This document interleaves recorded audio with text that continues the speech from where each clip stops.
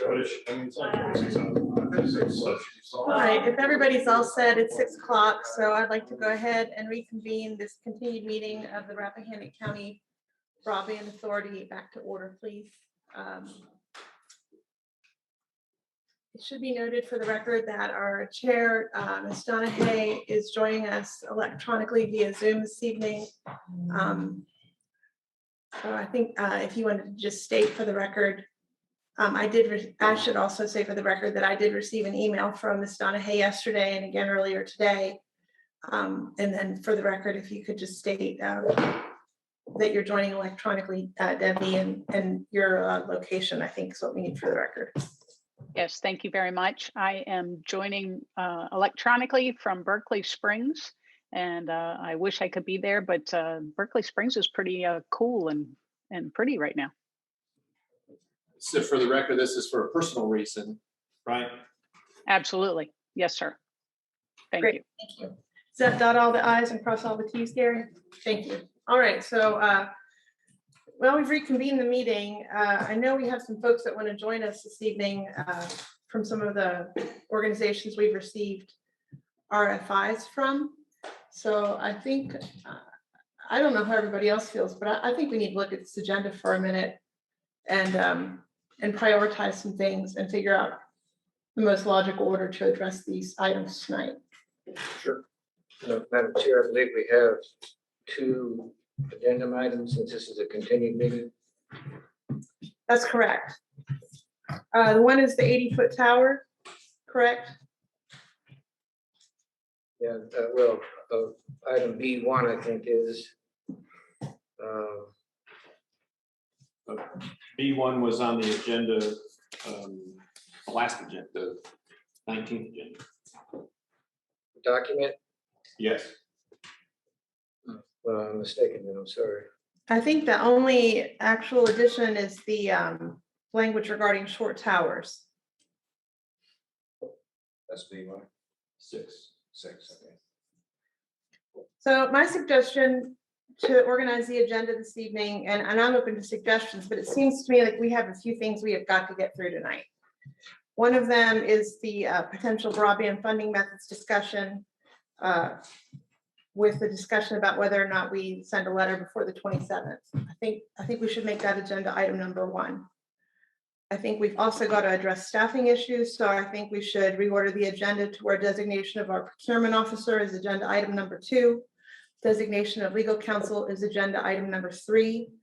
I think at that point we would be in good shape to address agenda item number 3 and make that agenda item number 4, RFIRCBA proposal review. Because we do have some folks joining us tonight that may want to engage in that discussion. We certainly want to get to that. And then at that point, I think we should go to regional partnership opportunities number 5.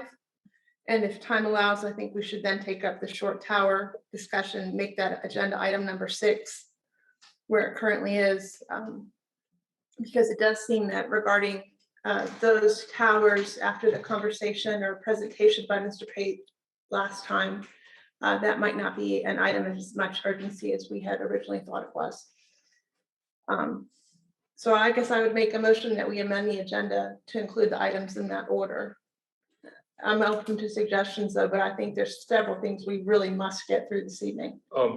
Ms. Smith, I'll second your motion and wonder if we could, and I'll explain when we get to it. I wonder if we could swap the order of legal counsel and procurement officer. Sure. I think procurement officer might be well addressed in our discussion of legal counsel and my research regarding the same. And then my second question is, I know we have respondents to the RFI who are all, certain of them who are on Zoom, and I wonder if we shouldn't hear from them first, or if you think it would be better for them to hear our discussion prior. I think there's a few housekeeping items that we have to do up front. I do see everybody that we need to hear from is on, but I expect we can move through the housekeeping items relatively quickly and get to folks. I would hate for those, items to slip away. Sure. Especially with the deadline looming for the body letter. I really feel like we need to get that done first.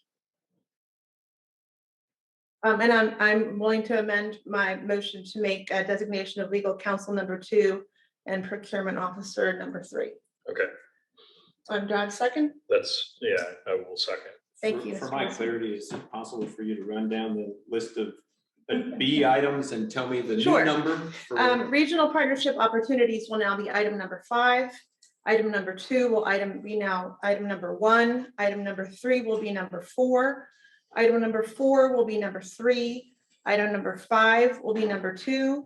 And item number 6 will remain number 6. Excellent. Thank you very much, Mr. Curry. All right, that takes us to the potential broadband funding methods discussion. Chair Donahue, did you want to lead this discussion in particular? I can, if you would like. If we can see the screen on the, yep, thank you very much, Mr. Curry.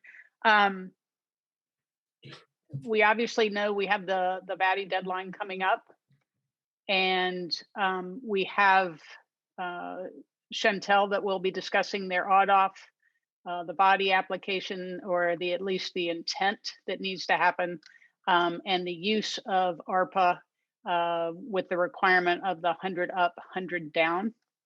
And I think we have people that are ready to speak to all of those if you so choose, but given that funding is first and they're speaking later, I'm not exactly sure in how you want to bring them in when it comes to the funding discussion. Well, I would just say that to me, I think that there's a long conversation to have with possible partners and funding opportunities. I think the matter of urgency tonight is whether or not we agree to send this letter and what the content of the letter should be. I believe the content of the letter is on board docs, and I believe that it's pretty much a format that others are using. If we can, I personally, I don't believe there's a downside to voting or making a motion to approve for the chair to actually sign this letter and send it to Dr. Holmes within the timeline expected. That way we can check that one off our to-do list. It's not like there's a penalty later if we've sent it and we don't do anything. So let's just go ahead and sign this document and send it to Dr. Holmes as presented, adding our name and all that good stuff. Members' clarity, I did print a copy of this the form letter and put it in front of you if you wanted to. Oh, great. Thank you, Gary. Ms. Smith, if that's a motion for Ms. Donahue, I will gladly second her motion. Okay, thank you. We have a motion and a second. I would just say, discussion, yes. Yeah, the insert name of unit of local government would be the Rappahannock County Broadband Authority, correct? Correct. And then I would just say, I hope we're all on the same page and that we are not indicating that any private provider in particular, that we are just responding to this as Rappahannock County Broadband Authority. Because that's my intent. Okay, that information is optional. Correct. So I would just, I would be glad to vote for it. I would just ask that you amend your motion to include that information. If I know I'm not your secretary, but the description of the project and the proposed project area, is it countywide? Is there anything, if the secretary or the chair or somebody's going to be authorized to finalize this letter, I think it'd be appropriate to make sure you know what every blank is going to be filled in with. Sure.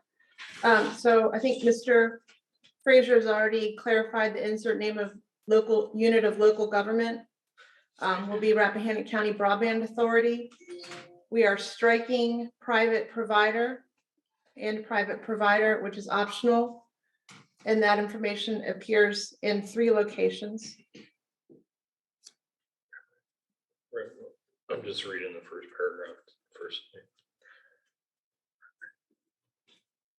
And I guess name will be our main point of contact for the purpose of the application process. Can we reach that?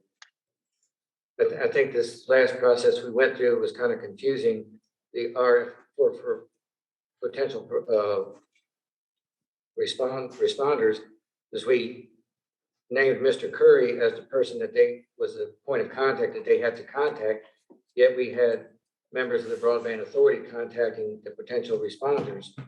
So I think there's some confusion there that we ought to have one or the other, but not mix it up like that. If they can't contact you back, then they're kind of confused. I think it really was kind of confusing process. If we have a point of contact, we have a point of contact. Well, it's just, that's the next blank after summary description of project to be funded. That's the next blank to fill So in the second paragraph. description of project to be funded would be the underserved, unserved areas of Rappahannock County. Broadband service for the unserved and underserved areas of Rappahannock County. Yes. That's what I would think, because if we put countywide, we have some areas that are already served. And Ms. Smith, before we jump ahead in the first paragraph, I think with the blank spaces, there might have been a verb dropped. So it says, I am providing this VATI application notice to notify the Virginia Department of Housing and Community Development of blank may submit an application. So I think it needs to be revised slightly to read, to notify the Virginia Department of Housing and Community Development of Rappahannock County's intent to. Rappahannock County Broadband Authorities. Intent to, which would replace the word may. I think that Yeah, works. something's missing there. Otherwise, it's not a complete sentence. Yes, I think you're right. So I think it should read, development of Rappahannock County Broadband Authorities intent to submit an application for the Yeah. fiscal year 2022 Virginia Telecommunication Initiative body. Yeah, and I would just say the Rappahannock County Broadband Authorities. Sounds good. Apostrophe S. Okay, thanks. I'll get out of the way. No, it's good. Thank you for catching that. Yeah. Rappahannock County Broadband Authority intends, or the Rappahannock County Broadband Authority intends to submit, Authorities, apostrophe S. Yep, Intends. she's on the second paragraph now. right, intends to submit an application for broadband service to unserved and underserved areas of Rappahannock County within approximately for broadband service to unserved and underserved areas within approximately proposed project areas. Perhaps the last part of that could just be stricken. To unserved and underserved. Or areas. within Rappahannock County. Within Rappahannock County. Just yes, take out I think approximately. we covered that in that part of it. So the last part To of be it. clear that you're seeking a unit, we heard that universality, whatever it is important. And so I guess that'll be in the ultimate application, but do you want to note that it's all unserved, underserved areas of Rappahannock County? I would say all, yes. If you recall in the VATI application, VATI application, there was only served and unserved. So I think to be consistent with how we're using those terms, served is anything 25.3 and above, and unserved is anything below that. So it might be more consistent to say just served and unserved. We're talking about unserved areas. Okay. That sounds very good to me. I think that's correct. We need to use their language.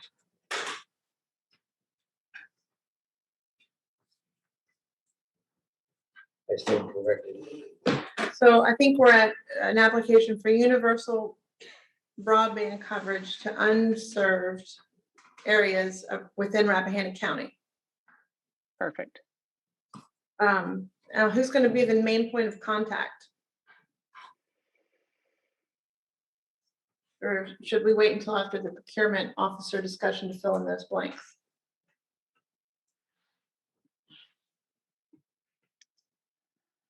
I'm not sure how we could do a procurement officer without advertising something.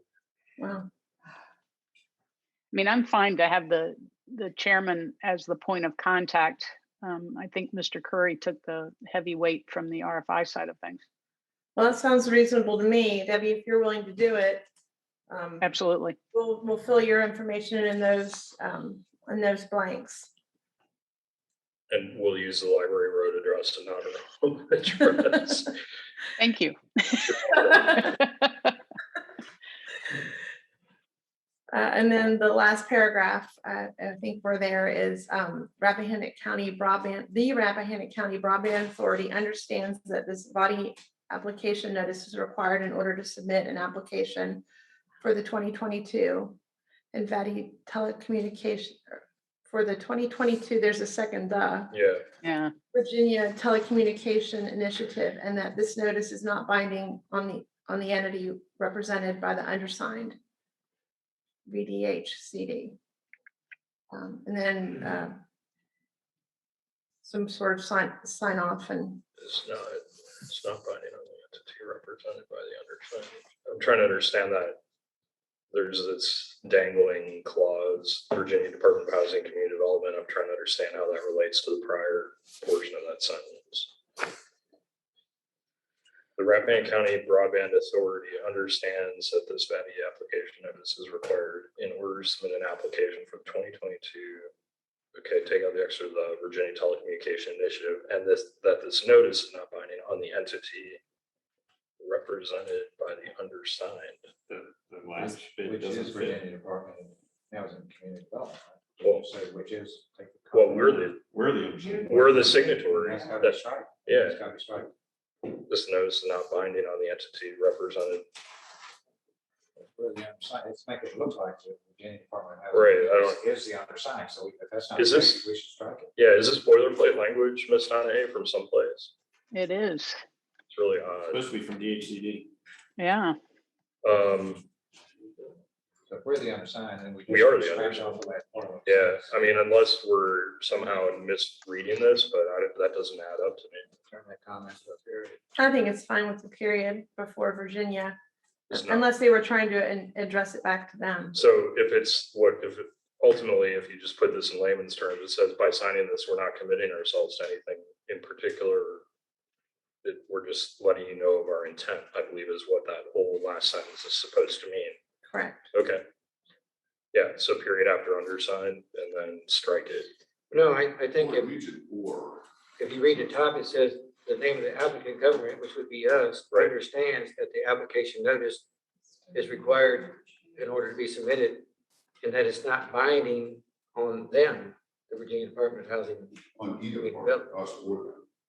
Well, no, it's actually, we understand that it's not binding on them. I believe that's the way it's supposed to be reading. That's why it says the undersigned. Undersigned or them, it's just not binding on either one. Right. Well, it's Is not- there anyone we're on asking Zoom them for from money, the so it's not binding DHCD? on them. Lonnie Hamilton is on Zoom. Oh, great. Oh, well, that would have been easy. I'm sure that was entertaining for him. Okay. Thank you for joining us, Mr. Hamilton. Hi, sorry, I was actually going to look at one of the letters I was looking at one of the letters we received back to see how they handled that. Yes. It actually, in most cases, people just seem to rewrite most of the sentence. So.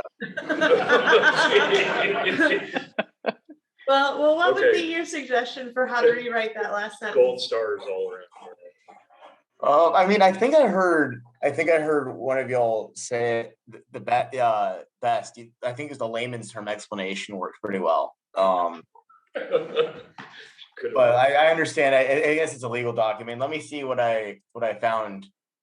Because there's a couple of them, It's and let me just- just see which one I like the most. Yeah, the use of the word undersigned in the last line is what's throwing me off.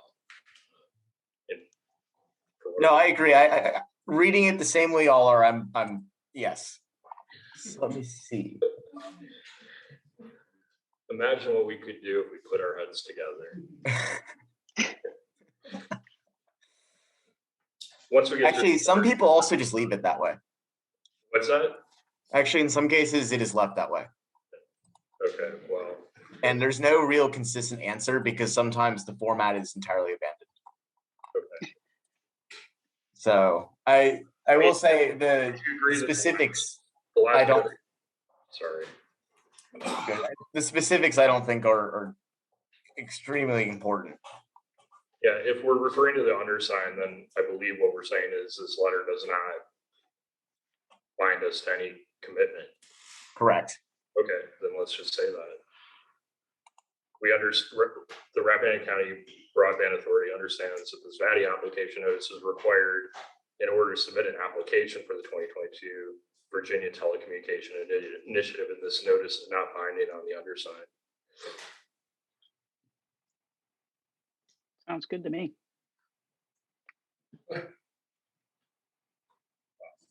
Okay. All right. All right, and then I think we're all fine with whatever closing and the following type of items are. So it seems like we've made it through this letter, and we're at the 22nd, so I know this needs to be received by the 27th. Does anyone have any further discussion regarding this letter?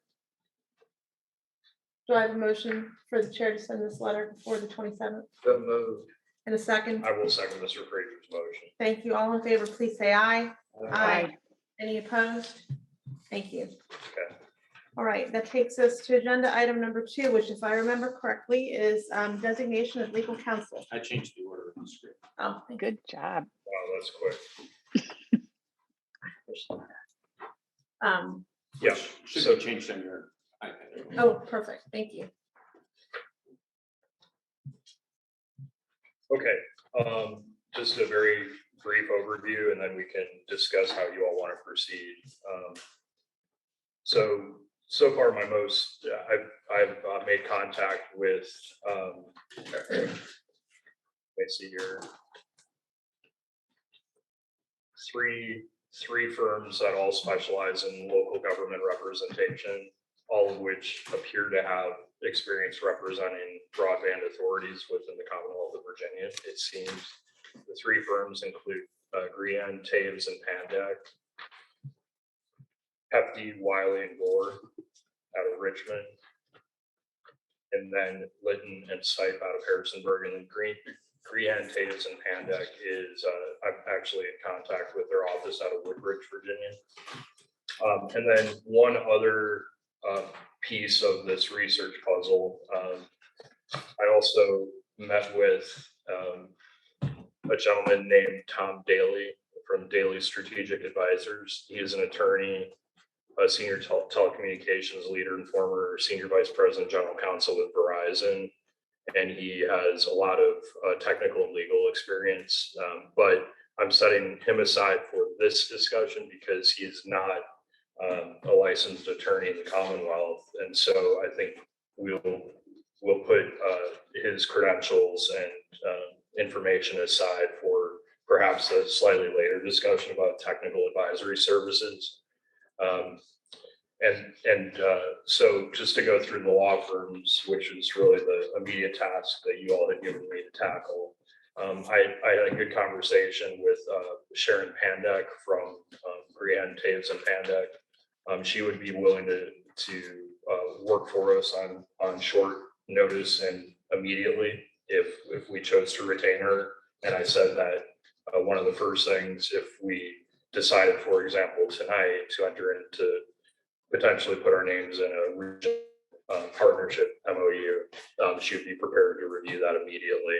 And if I'm not mistaken, we would have a short deadline there, and she's prepared to assist. And then, as I said, also been in touch with Hefty, Wiley, and Gore, and I don't know about their immediate availability, as in tomorrow or Monday, to assist us with any kind of due diligence review. Same with Lytton and Sipe.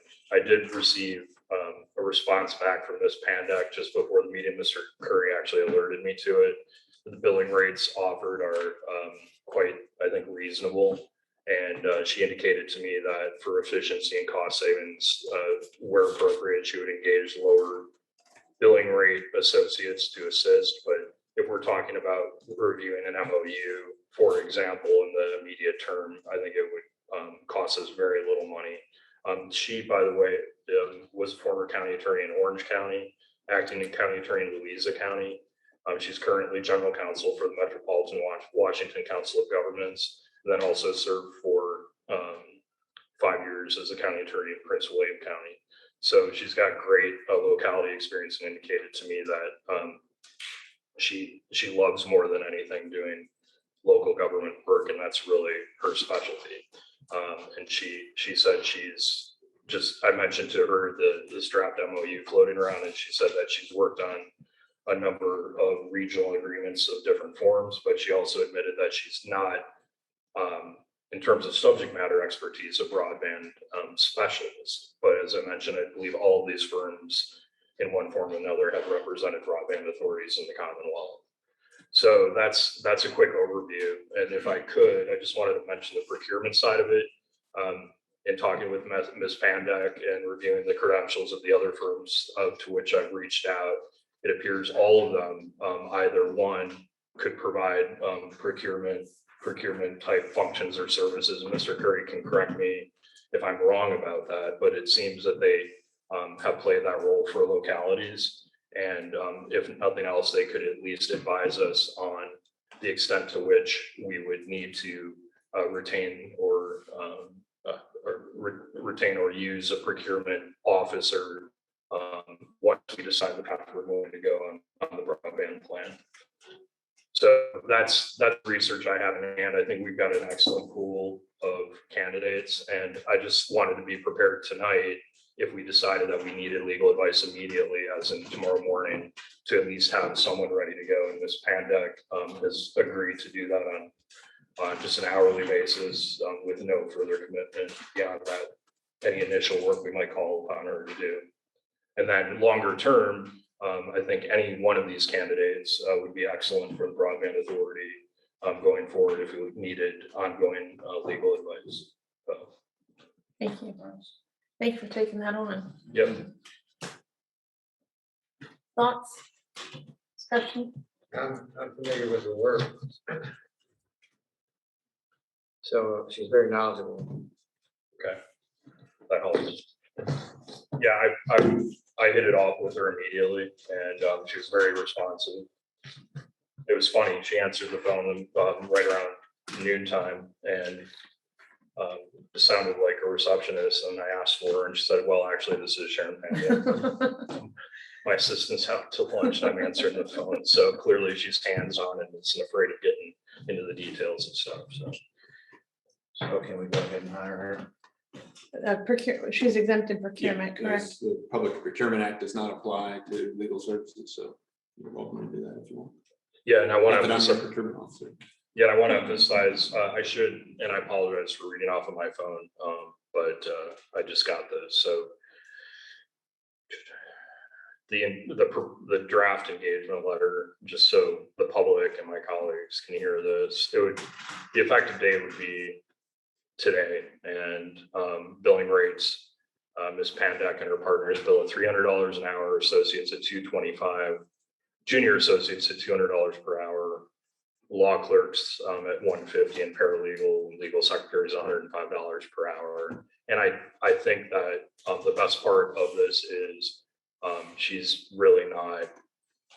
not asking us to make any commitment beyond just retaining her to use her services for what we need in the near term, and then we can renegotiate the engagement letter as soon as we want, and we could either continue on an hourly basis or some fixed fee arrangement. One billing construct she described to me, which might make sense, is she said sometimes on long-term locality projects, she will set fee caps for different phases of a long-term project.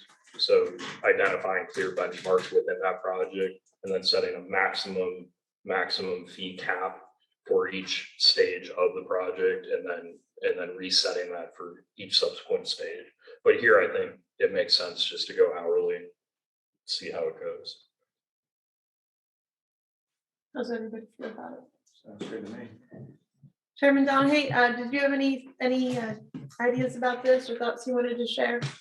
It sounds like Mr. Whitson did his homework. Thank you very much. It sounds like Mr. Frazier knows of Ms. Pandek.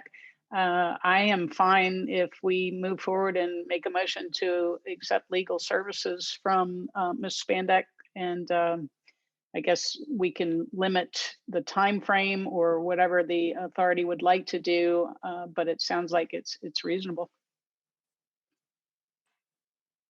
Great. Yeah, so to be clear, it's Sharon Panduk, Pandak for the record, and this would just be entering into an hourly billing arrangement with her with no fixed fee or long-term obligation. And Ms. Donahue, if that was a motion, I'll go ahead and second your motion. Thank you. Thank you both. Any further discussion? All in favor, please say aye. Aye. Aye. Aye. Anyone say nay? All right, Thank you very much. Chair, Mr. Chair, if you, Vice Chair, if you would allow me to interject, so you don't run into an issue, who's authorized to call upon Ms. Pandek to order up services outside of the meeting? And is there any limit to that? Reggie, I think that this attorney would be working for the entire authority, and I think that we need to make that very plain up front. Sure. So in terms of communicating, just in terms of communicating tasks, I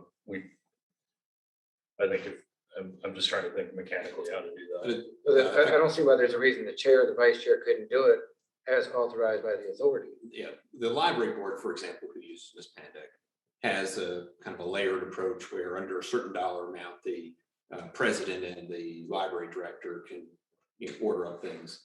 But if it's higher than some amount, then it needs a vote from the whole body. I don't know if that's something that interests you. Now, the other part of this is you have no money. So that may change after August 2nd, but right now you have no money. It's pretty easy. We can ask her to not send us a bill right away. August 3rd. So it sounds like we need to just work out some constraints on points of contact with Ms. Pandek. And I would say that as she is working for us only on a case-by-case basis, I think she should only be asked to work on tasks that have been voted for by and approved by a majority of the Broadband Authority. Yeah, I think that's fine starting out, and then let's see how it goes. I think we just, if the things start moving quickly, I think we're gonna have to maybe refine that approach, but yeah, that's no problem. I think on the front end, we're talking about discrete standalone tasks, so that's fine. Okay, I did want to formalize that and just make that a motion. Okay, I'll second that. Thank you. All in favor, please say aye. Aye. Aye. Any opposed? Thank you. So is that part of that action authorizing ordering up service for this body program or any task right now, or is that not part of any of this? If you leave this meeting today, can she be asked to do work by anybody? I think Ms. Smith just, her It's motion only was on that anything. we'll vote on what we're going to ask her to Right. do. Well, and you haven't voted on anything yet. So Correct. that's- Yeah, but we're gonna have to do that tonight, Okay. So I don't want to. right? Right, Chairman? So- Well, that's what I would say. I would say that, if we're referring something to Ms. Pandek to be worked on, we should specifically say that we're referring it to her to be worked on, and it requires a majority vote of this board to ask her to do it. Right. So, yeah, and I should just say, and this doesn't have to be part of your motion, but I'm happy to, if we vote on something and I'm clear what the scope of work is, I'm happy to communicate that with her. It's up to you all, or the chair or whoever. Well, and I think it sounds like we've made the chairman the point of contact for the letter. Would you like to be the point of contact for Ms. Pandek as well? Chairman Donahue? Thank you. I think for consistency's sake, it makes sense. And based on Mr. Whitson's expertise, I would obviously, it's obvious to me, I would pull him in if there were any questions that I thought needed to either have other eyes or a vote by the authority.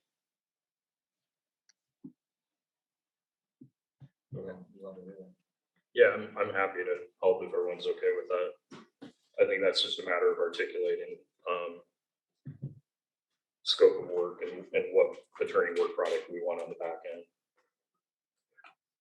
So I'm happy to help in articulating that to Ms. Panduk. All right. So the point of contact will be the chair, and only items referred by a majority of the board. Right. And the chair, of course, can pull in informally. We're not going to start making any breakout groups because then we run into FOIA issues anyone as she sees fit. Yep. Wait, let me ask one thing. I hope this doesn't mean that if if we're back up against the wall to get something done quick, that we're gonna have to call a meeting to vote on it before we can let her go to work. Is that what's going on? Well, that's what we get to that decision. So we're gonna have to, if something's needed, then we're gonna have to meet as a group in order to allow her to go ahead and do the work. Well, I think that's prudent. I mean, it's a billable fee. I mean, she's providing a service. Right. And I mean, I don't think it should be directed by any one individual. So if things come up, spur of the moment, things come up, I mean, we're gonna call a meeting. I think the way to approach it is, I think tonight we should get to a point where we can define a scope of work that looks ahead a little bit and that gives some wiggle room for the tasks within that scope of work, the specific tasks. I don't think calling a special meeting to say we need a memorandum on this discrete topic makes sense. I think we could try to define the scope of work in such a way that she has at least some freedom to work within the parameters of what we decide substantively we need done in a reasonable time period. And then that way we're not having to run in for every little thing. Let's just see how it evolves tonight and figure out what we can end up on specific tasks for Ms. Pandak, okay? And then we can.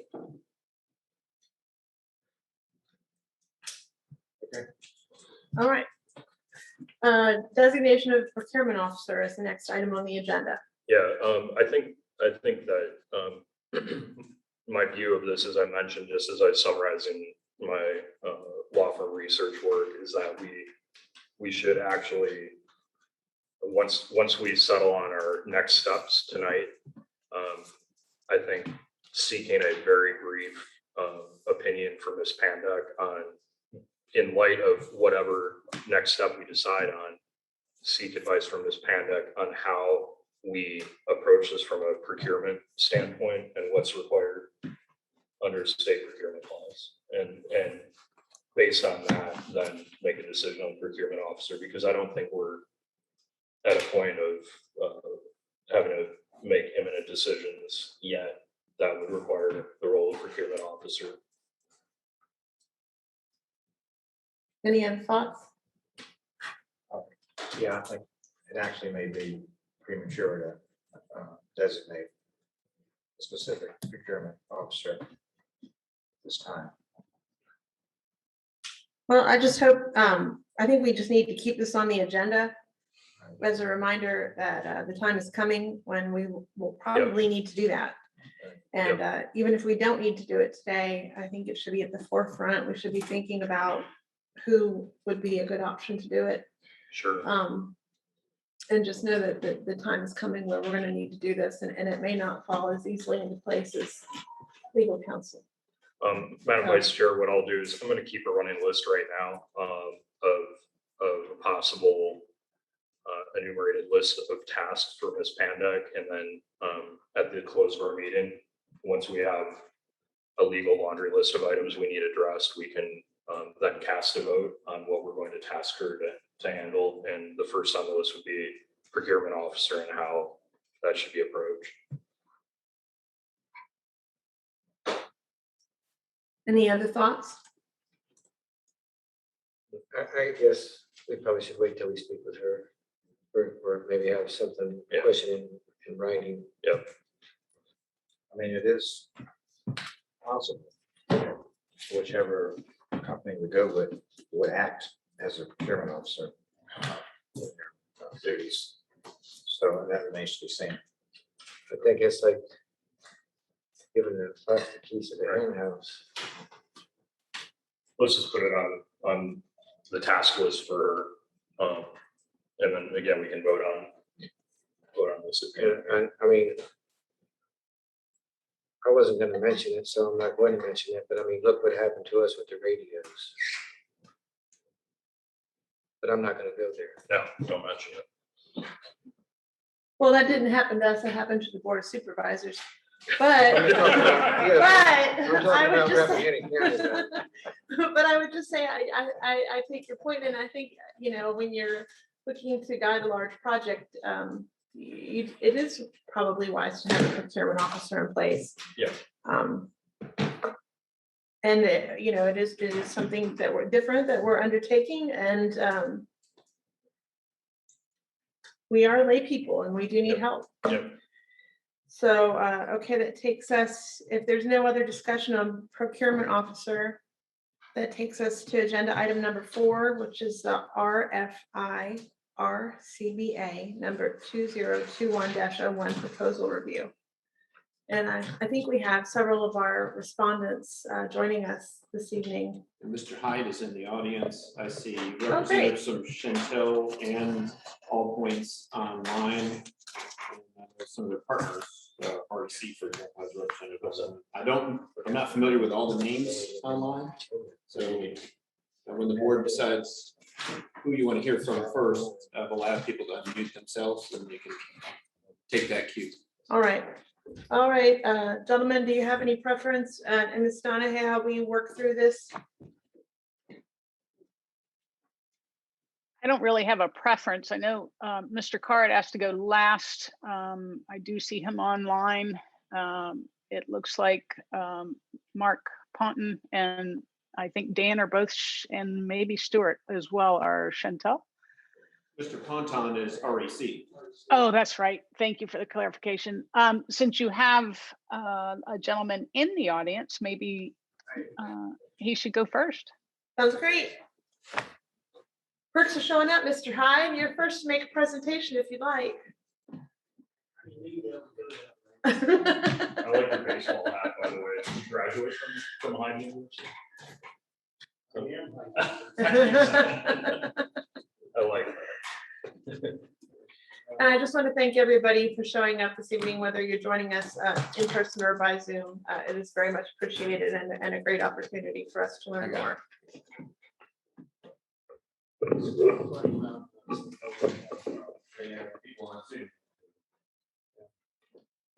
Okay, so I'm Clint Hyde. I run the local little ISP in Madison County, so just south of here.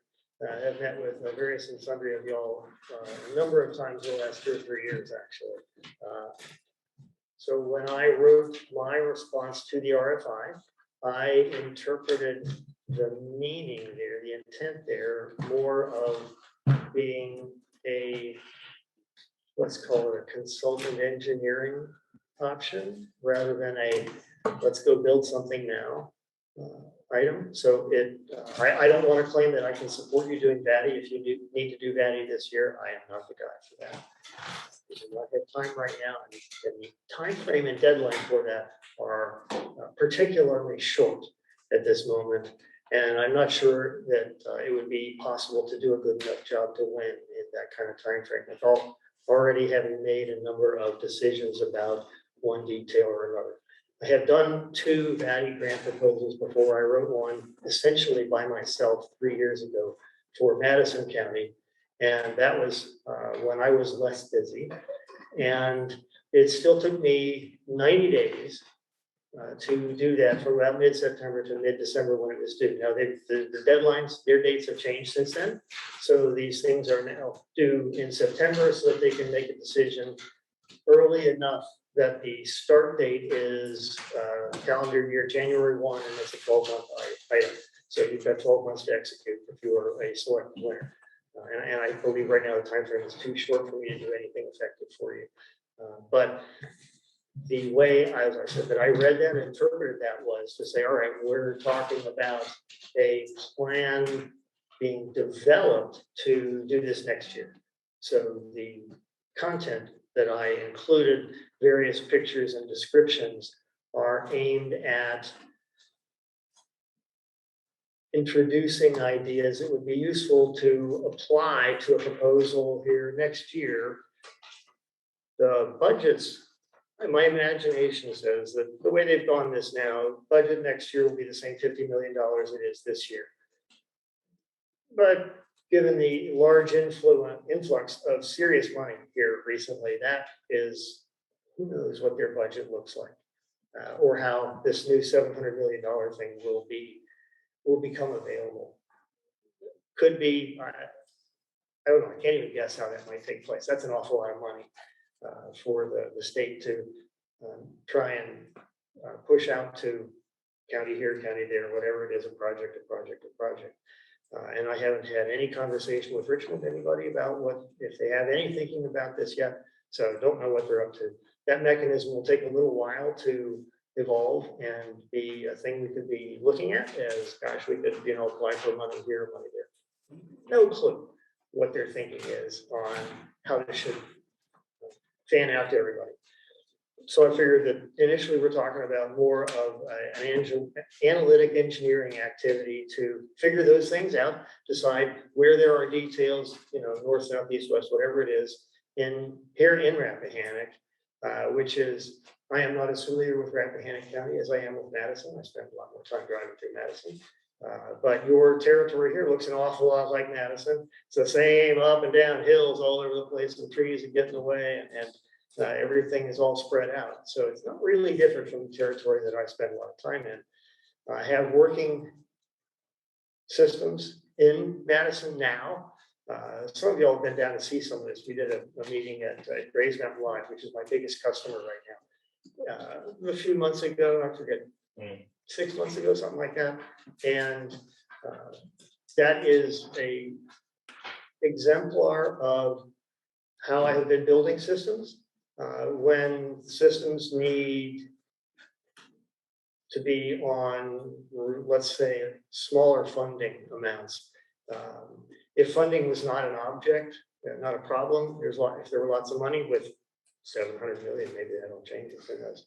Or the really big money being talked about at the federal level, then I would take a different approach. I would be much more heavily talking about how do we put fiber in the ground everywhere. When that's expensive, and radios are not expensive and will cover territory faster, but do have a number of intrinsic limitations. You have to put new ones out every few years. We're going to start looking at, we've already started doing a little bit of radio replacement at Grays, and other locations are likely to start getting the same kind of thing. So you're continually doing the radios are better, we got to do more, everybody wants more bandwidth, everybody wants to do Zoom meetings all the time, all day long. My God, that's a lot of bandwidth. Almost unbelievable. So, and we didn't even know about that sort of thing 18 months ago. So here, oh yeah, if we have a new disease and everybody's having problems here in another 18 months, Lord, who knows what's going to happen? Or somebody will invent some other thing that we all want to do all of a sudden. The fiber approach is the superior approach for any long-term needs. It's not going to go bad. I mean, our grandkids will still be unable to exhaust what it can do here 50 years from now. We have fiber in the ground here in the US that was put in the ground in early 1970s. Still works just as well as always. I would advocate that be the approach if there was not a money problem. If there is money limitations where there are some other very peculiar geographic issues, that is not maybe going to be the right thing to do. If you tried to say, well, we can't, run a fiber up the side of that sheer granite cliff face, well, yeah, that might not be the thing to try and do there. But most of the time, it would be the best approach if we had the choice. I have done both. We have lines in the ground. We have radios deployed. I've got a big event at Braves on Saturday. That's all radio based there, out where they got their big open field for these kind of events. So, those things work pretty well, but they have quantity limitations. It's okay if you got to serve, 10, 20 residents, which is an example that I use in my response for Bellmead School down 231. It's spread out, right?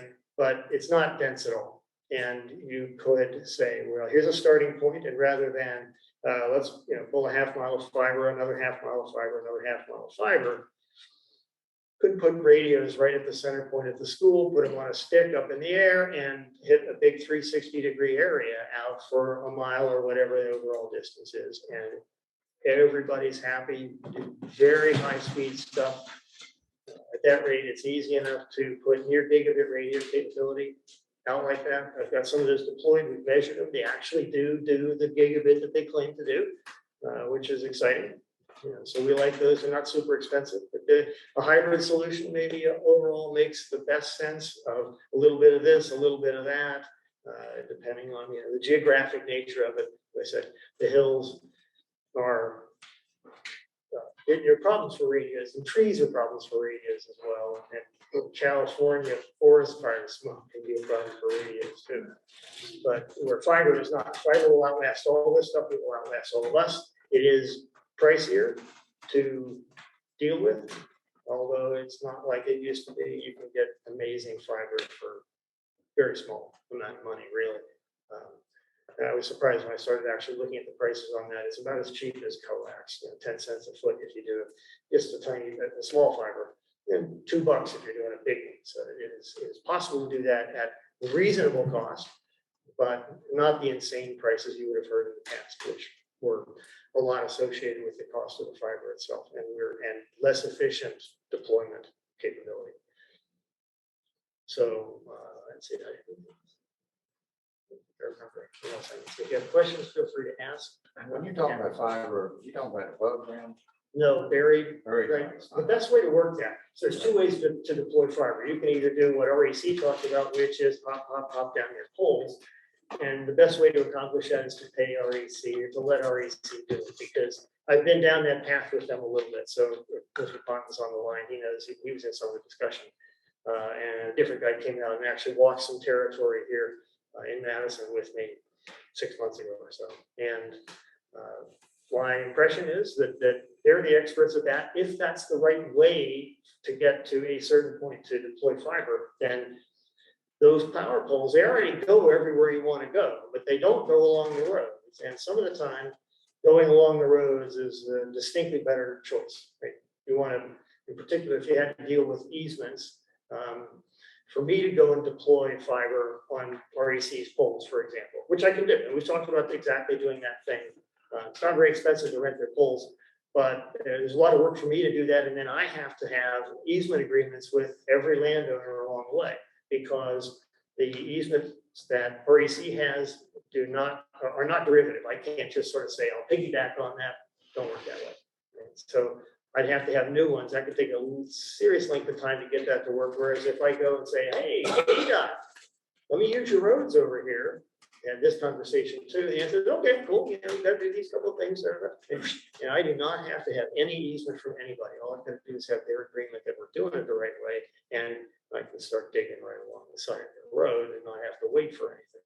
This is really good. There's no reason why I think that's the best approach that we could choose, is because it's got the least complexities, and we think the cost of buried fiber versus aerial fiber getting actually built, not the same, not really necessarily much difference there.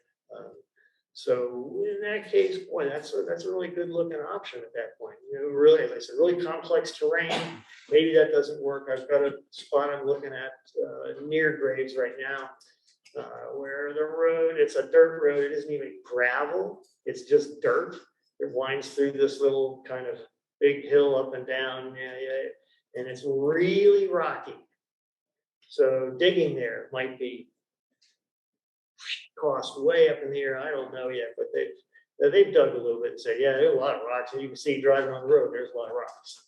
So, there are times when that will not necessarily be a good approach, and times when it will. And radios here, fiber in the air, fiber in the ground. So those are all the seriously good choices for how to do stuff. You'll note from the Valley things that they don't consider the satellites to be competitors, players in the market, right? And so it doesn't matter if you overlap territory. They don't like you to overlap territory and double dip the government money most of the time.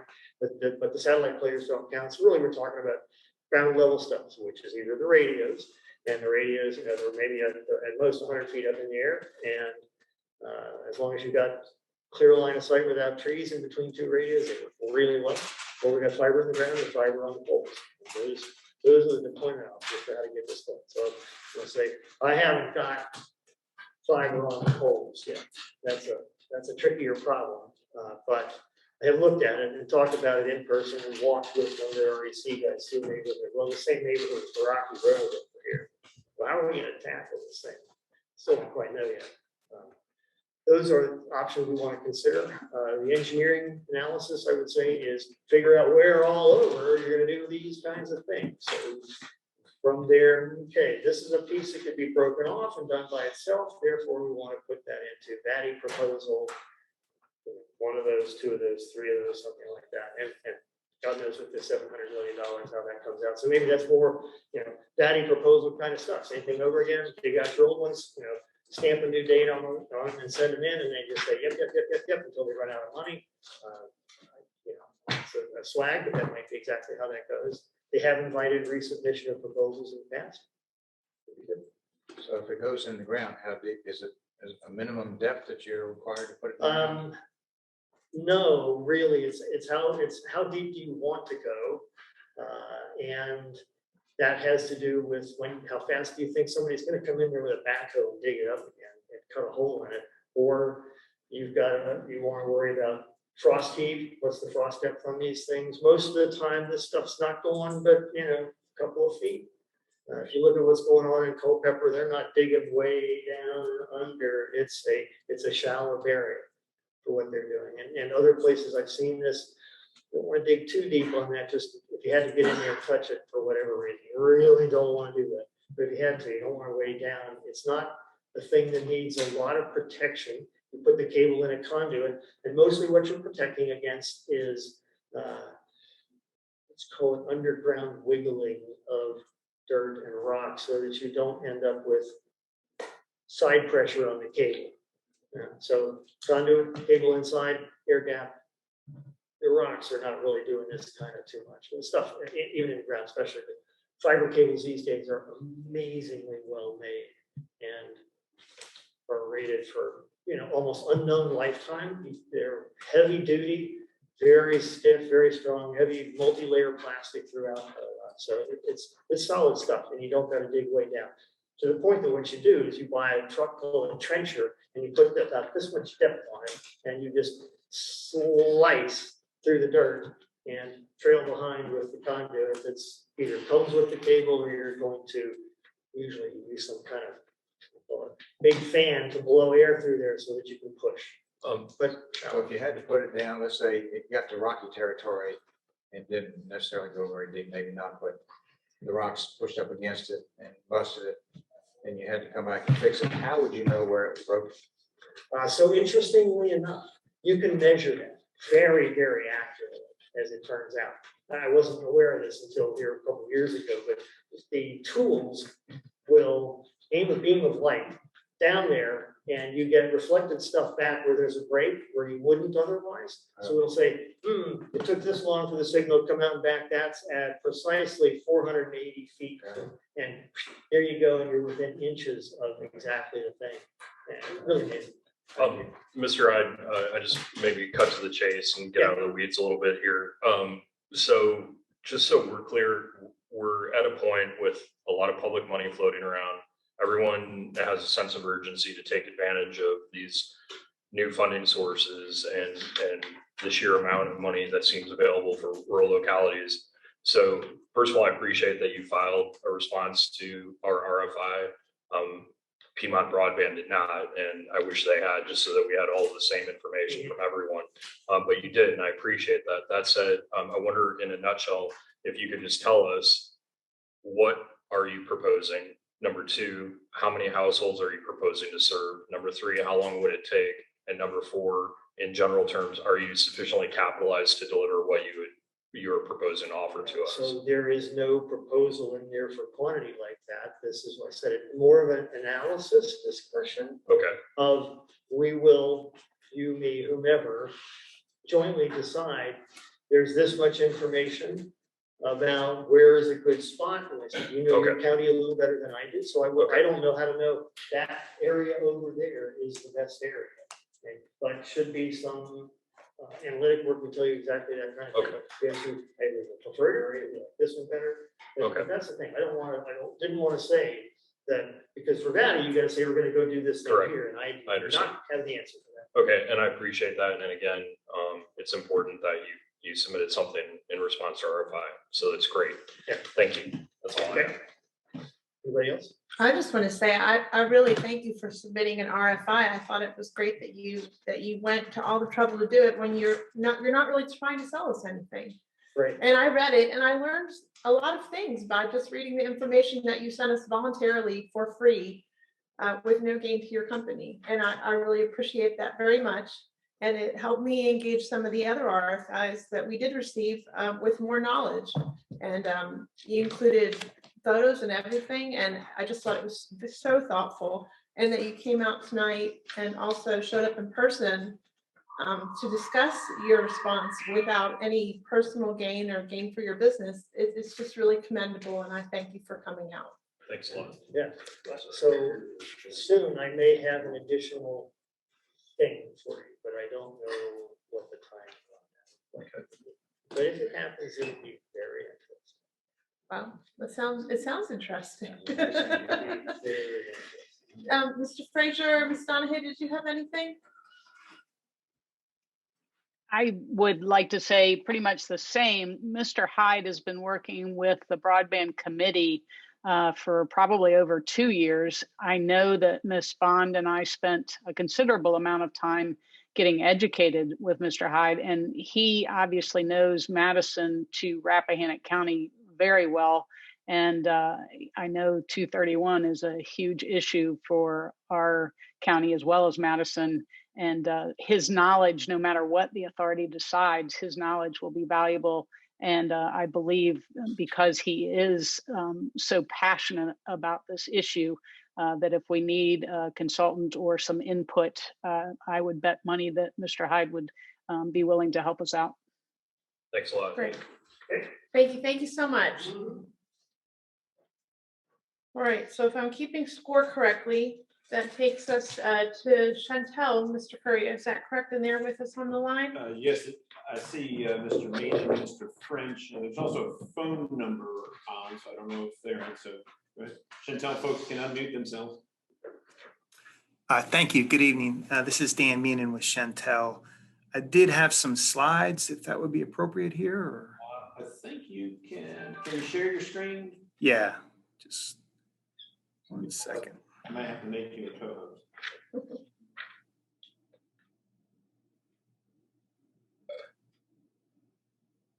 May not allow you.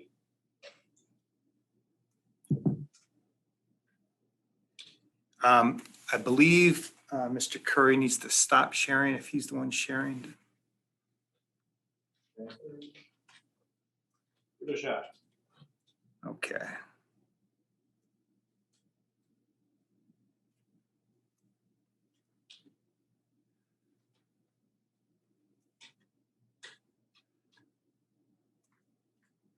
All right, we can see your screen.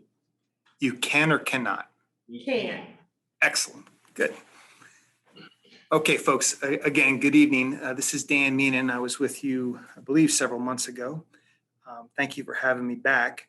I'll run through a couple of points that I think I talked about last time real quick.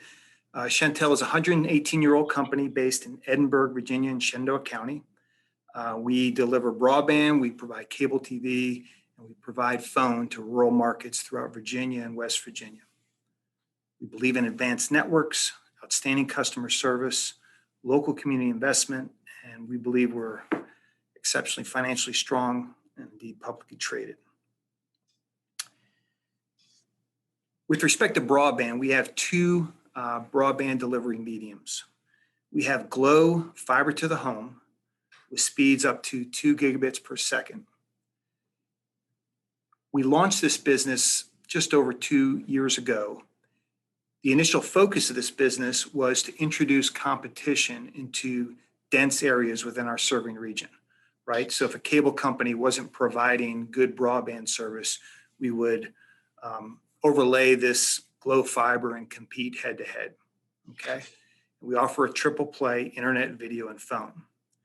And as you know from last time, for those less dense areas, we have our Beam fixed wireless product which launched probably about 8 or 9 months ago, focused on rural areas, less dense areas, broadband speeds anywhere between 25 megabit per second up to 100 megabit per second. We were active in the Rural Digital Opportunity Fund, or RDOF auction. It occurred in November. We earned the right to provide service to approximately 895 unserved homes in your county. To provide broadband service to those homes, we proposed approximately 12 new small cell towers. Some of those 12 new towers could be reduced by making use of existing taller towers. We've not completed the design, but right now, it stands at 12 new small cell towers. The unserved area for these 895 homes is the southern portion of your county, the area in green as pointed to there on the map.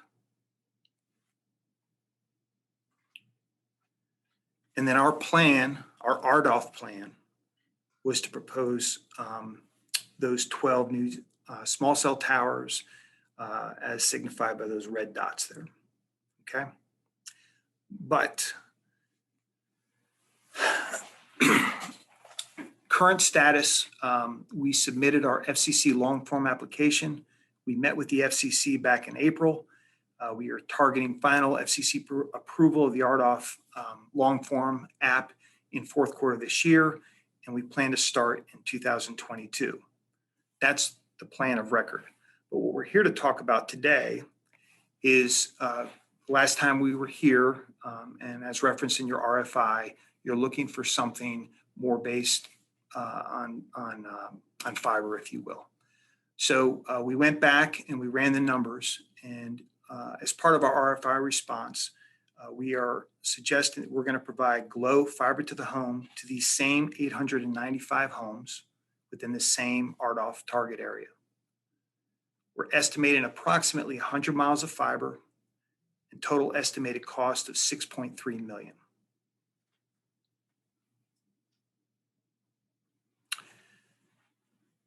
So at the top of this chart here, that's the 6.3 million I just estimated.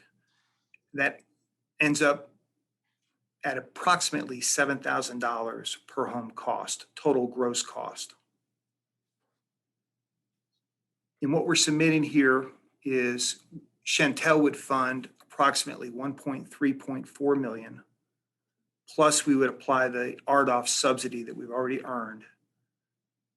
And the gross or the net county or state contribution would be about 4.5 million, or in this case, 4.475, or $5,000 per home.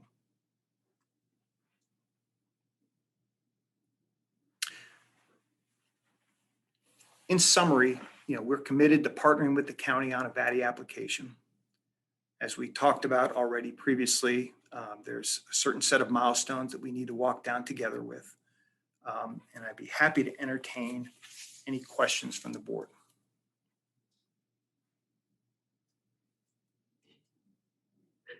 Fellow board members? Ms. Donahue, did you have any questions in particular? I have probably several. I don't know if other board members want to go first. I don't want to take all the questions. Time. I think it's fine if you go first. I know it's tough when you're on Zoom, so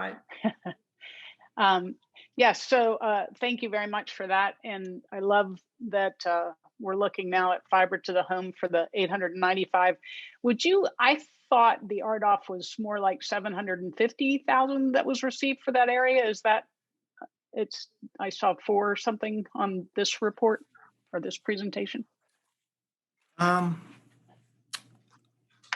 Yeah, so that's the net present value of the RDOF award. That RDOF award is paid out over 10 years. And I think you have up to 6 years, I think I read, to get that work done. Yeah, to get 100% or 98%, if you will. Okay.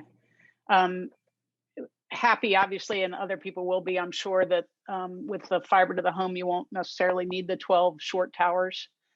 Are you, in your estimation, are you counting on the tower that is potentially going to be built in Scrabble, or are you just using in your estimates the Sperryville Tower?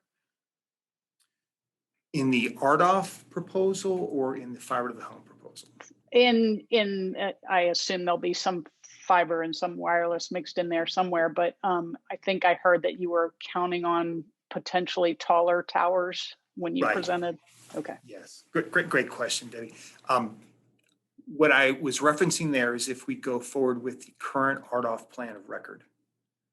If we don't, it doesn't mean we wouldn't have a need for other towers that exist today, but we certainly would not need the 12 proposed new small cell towers, if that answers your question. It does. And then the other thing is, I think I read that you were potentially looking to partner with REC. Is that in this fiber to the home estimation, or it didn't sound like they were mentioned in what you presented this evening? Great question. We have had conversations with REC. We are still awaiting some final price information. In the proposal that I just submitted, that assumes no REC partnership or little. Okay. Okay. It doesn't mean that can't change, right? Right. But for right now, that's just Chantel doing it on our own. Okay. So I think if I understand what I've been reading and seeing, that if the electric co-ops are involved, the backbone expenses go down so that the ultimate expense for the total project should go down some. I would agree that the capital costs should and could go down, right? But the operational expense would likely go up on the back end, right? So that's the trade-off, and we just need to get more information, assuming REC continues to want to have discussions with us. Okay. So if the Broadband Authority chose to go with Chantel, partner with Chantel for the VATI application, this would only be for the area that is covered by the RDOF? As of right now, it doesn't mean it couldn't involve more areas, but we're basing the proposal on what we know best right now, which are these 895 underserved locations. Okay, thank you very much. That's all the questions I have. Thank you. Real quick. Yes, Mr. Frazier. That $6 million estimate was based on the 895 houses. Yes, sir.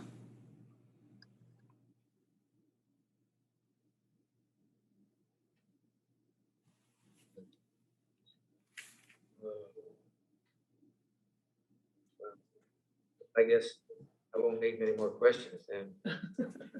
So if I could maybe ask one more, since you would only be, since this figure you're looking at and it basically encompasses the RDOF area that you've already been awarded. So would you be willing to work with other broadband providers in the county, or knowing that the county of Rappahannock or the Broadband Authority is working with others?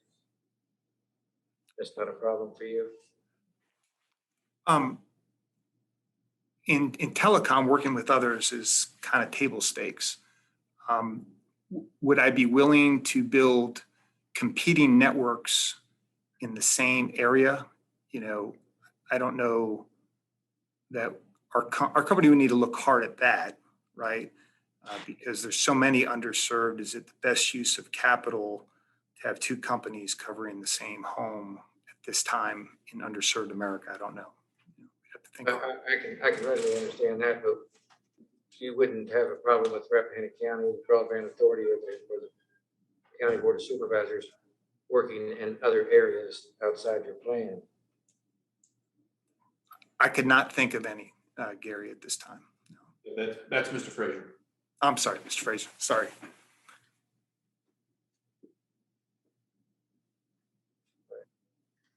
That's all I have right now. Something may pop in my head. Thank you, sir. Thank you, sir. So could we go back to the screen, Mr. Mann, where you broke out the costs?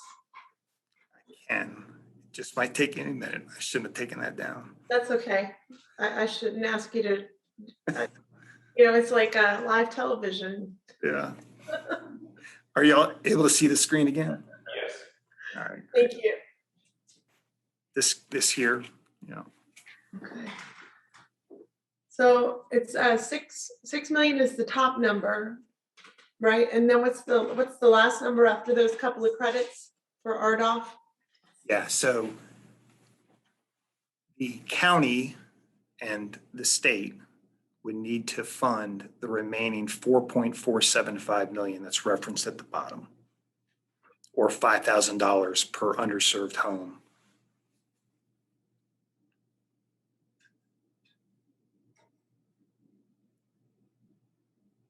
What's been your experience with body applications in the past? What's been my personal experience? Yeah. Zero, but I have a whole host of people that have done this for our company.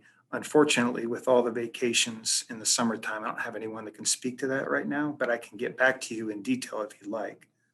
I mean, I'm just curious about, what Chantel's experience has been with body applications. And I mean, it seems like it is a quickly changing terrain and we're a modest rural county and we really need someone to help us navigate this whole process. And we really need to know all the different outcomes that we have to anticipate as we go through it. And I'm sorry that you're not able to address that tonight, but I think that's something we really need to take a look at as we talk about partnering with folks is going into this with both eyes open. Right. And I can assure you that we've had a vast experience with body applications. And if you wish, and you want to talk with DHCD about the regulatory team that we have, they can speak to that as a recommendation. Okay. Anybody else? All right. Well, thank you, Mr. Mann, and I really appreciate you joining us this evening. Thank you all for having me. Appreciate it. Thanks so much. All right. Who else have we got to join us, Gary? I know we got Mr. Carr with All Points Broadband and his team, Mr. Hines and Hogg are here to be on. Okay, sounds good. They unmuted themselves. Mr. Carr, you go ahead and unmute yourself as well as your team. Okay, thank you. Thank you. My name is Jimmy Carr. I'm the CEO of All Points Broadband. I'm joined tonight by a couple members of my team and Mark Ponton from the Rappahannock Electric Cooperative, who is our middle mile partner in our proposal. I do have a couple of slides to show if someone can give me permission to share my screen. Thank you, Gary. Yeah, you should be able to do that, I believe. And that is in fact Jimmy on your screen right now. How's that? Yes, working. Great. So thank you for the opportunity to join you tonight. I have just a couple of slides to give you an overview of the materials that were submitted with our response to the RFI. Our company, All Points Broadband, the Rappahannock Electric Cooperative, and other electric utilities are partnering to bring fiber to the home broadband to unserved areas in Virginia.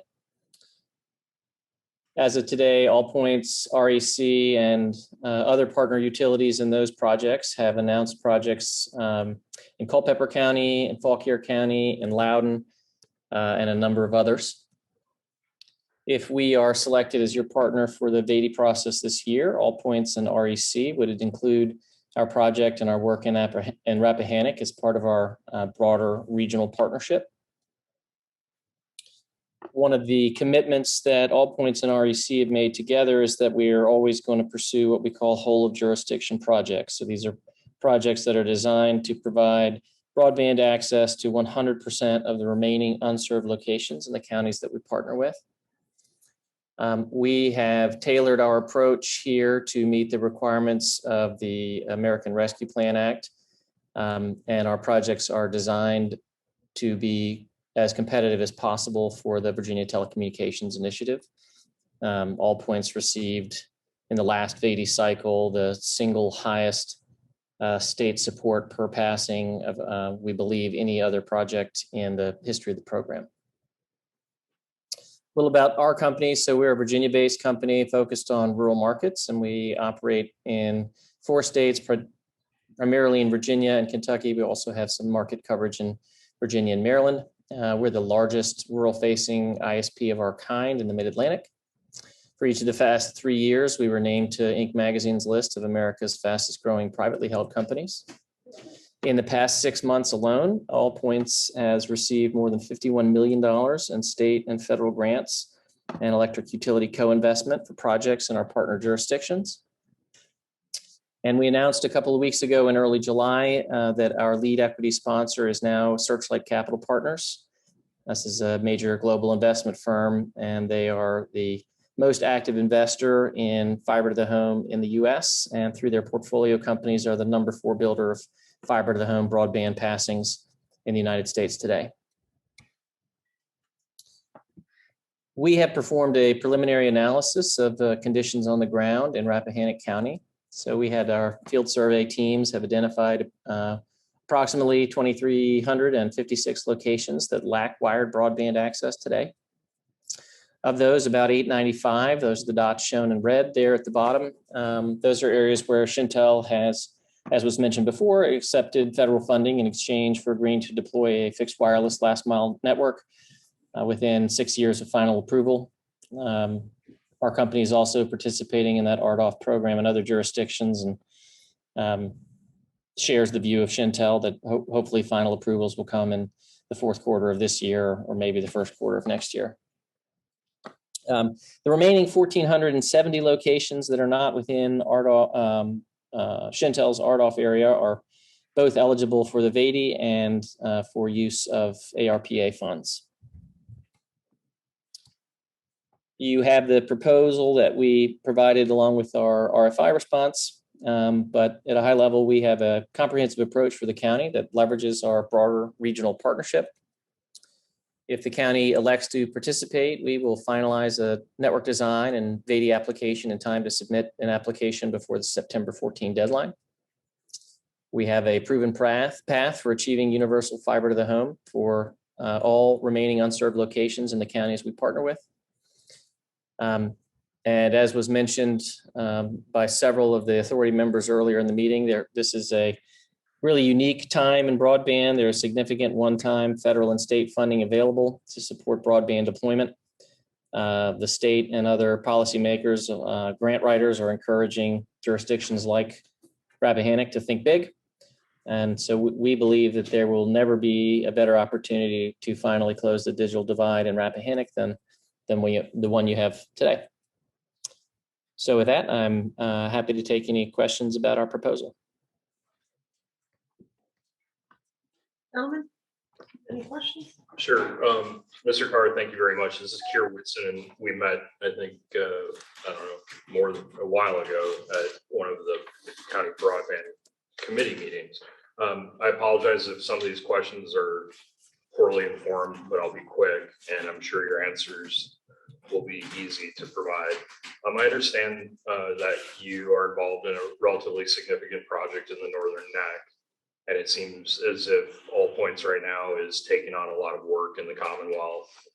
And question I've asked one other provider, I just want to confirm that with all you're taking on, can you just reassure all of us you are able to do it all, and that you have the people, the equipment, and general resources to get it all done? That's question one. Question two, we understand that Acre Capital Management had a shareholding interest in your company, and I just would like to know if you could just confirm for all of us right now today if Acre Capital Management has any shareholding interest in All Points.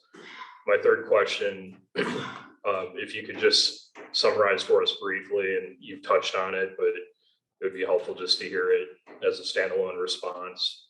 Why is this somewhat new regional approach, one that you believe we should follow? Number 4, 4, okay. would our entering the VATI process with you on a regional basis preclude any local providers such as Piedmont Broadband from staying in our market to serve their customers where they are able to do so? Number 5, I'm just curious about the Kentucky hook.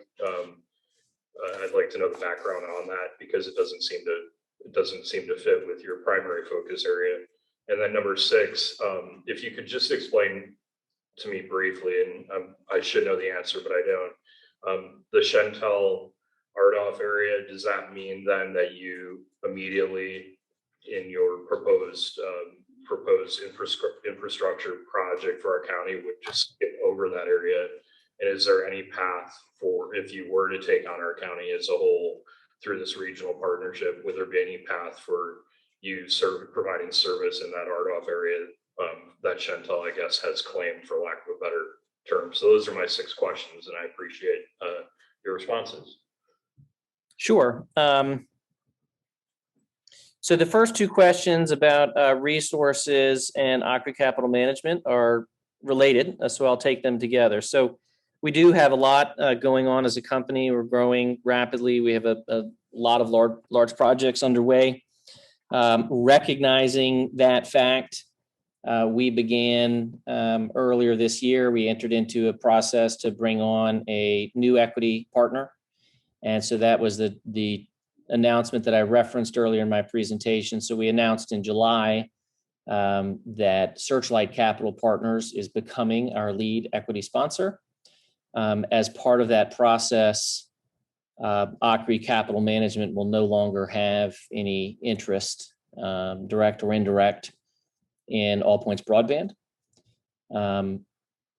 That transaction, because we are in a regulated industry, and that transaction requires approval from various state and federal regulators. So we cannot close that transaction until the regulatory approvals are all obtained. So we have entered into a definitive arrangement pursuant to which, number 1, we will, pursuant to which the Ockree, our current shareholders, including Ockree Capital Management, will be divesting of 100% of their interest in the company. On the third question, the importance of the regional model. So one of the things that, if you look through the VATI application and the scoring criteria, the state, we think very smartly, is prioritizing, number 1, whole of jurisdiction solutions, and number 2, they call it, I think the point category is Commonwealth priorities, but the DHCD has been encouraging jurisdictions to come together in regional groups with what they call think big projects, because of the significant amount of funding that's available right now in this relatively brief window. And so in the past, there has actually been an affirmative point increase for regional projects. Currently, that is part of the Commonwealth priorities category. And the DHCD, the grant making authority that is going to make the most sense for a project in Rappahannock County, has been actively encouraging in every public meeting that I've been to, jurisdictions to be part of larger regional efforts.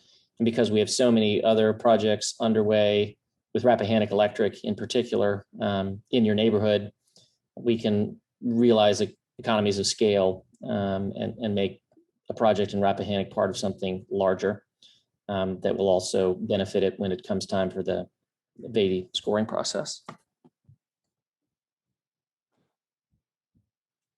Let's see, why are we in Kentucky?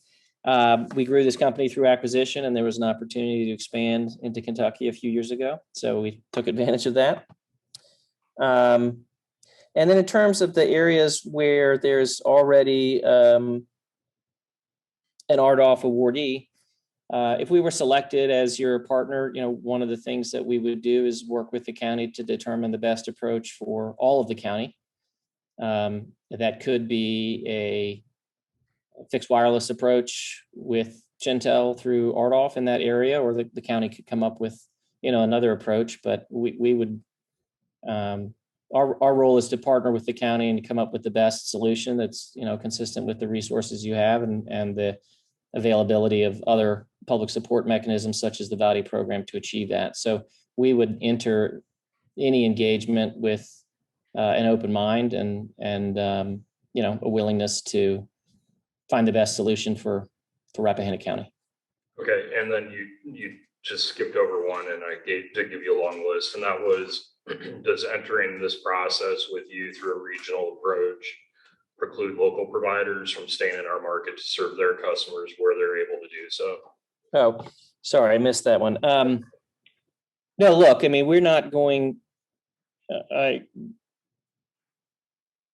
There's a free and vibrant marketplace in America, and so if any incumbent provider serving an area where they're serving, there's nothing that we would do or require the county to do would specifically stop someone's ongoing business. Thanks a lot. Anyone else? I guess I could, Madam Chair. This is Ron Frazier from Amosville, Virginia. And I really don't really know why we're this far along into this. It looks like we're in a negotiation process where we should probably be in a closed session environment, but we're not. So it makes it very difficult to probably for both sides of this tonight. So, and we don't have counsel That's tonight. correct. It's very, very difficult because we don't have counsel. And I have, on the heels of the question that Mr. Whitson asked about other service providers, I have a question. I find it both in the memorandum of understanding in the Valley for that regional approach, and then in your response to our RFI that we have in the package, where the good faith commitment to the partnership, for as long as it is a party to this MOU, the county agrees that it will not participate in any activity or course of conduct that is inconsistent with or competitive to the initiative, and that will devote its broadband related attention and resources to the initiative. And I just wonder, why in the world would somebody like a county or this broadband authority agree to something like that when we don't even know what the initiative is? So it's like we're basically signing a check and giving it to someone. We wouldn't do that with our own money and let them walk away. Yeah, I'm happy to respond to that. So I think that if we proceed with a project in Rappahannock County, both All Points and REC are going to devote substantial resources and incur substantial expenses to prepare a successful VADI application. And so, we ask if we're selected as your partner for a VADI process, we want to be the partner, and we want to know that you're committed to that partnership, because we are going to incur expenses and there's opportunity cost for anyone, including the county, to select a partner and move forward. And so under our approach, the county is not actually obligated to make any financial commitment until we have a completed design and a proposed application, at which point the authority or the county board, I guess it would be the authority in this case, would have the opportunity to review that proposal and determine whether or not they were interested in moving forward. So I believe according to this proposal that was part of the package delivered on July 11th, you want $170,000 with $50,000 pretty quickly. Did I misread that? No, I don't think that that was I think that was an example of a previous agreement. It says Rappahannock County in it.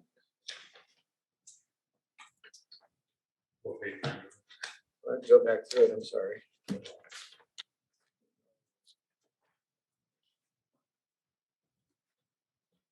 Yeah, I read too far in it, of the previous agreement. Let's see. Well, definitely That number, I believe, is, you asked when our response for examples of other prior agreements we've entered into, and I believe that was from another county.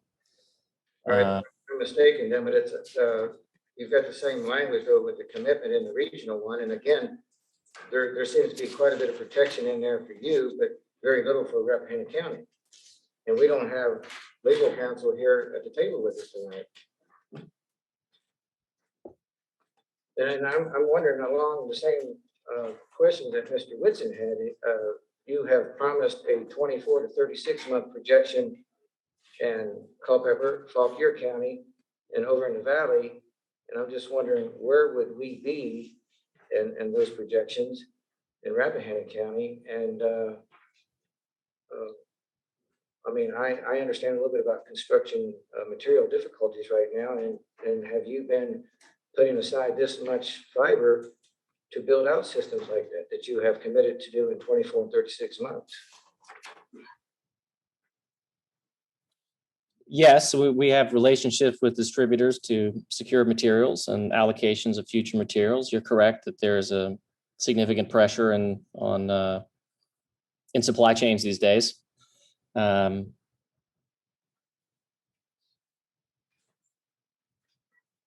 You believe you have the ability to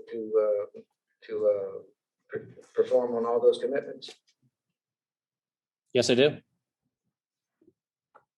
All right, and one thing that I didn't really see was a price similar to what another provider or both the other providers responded.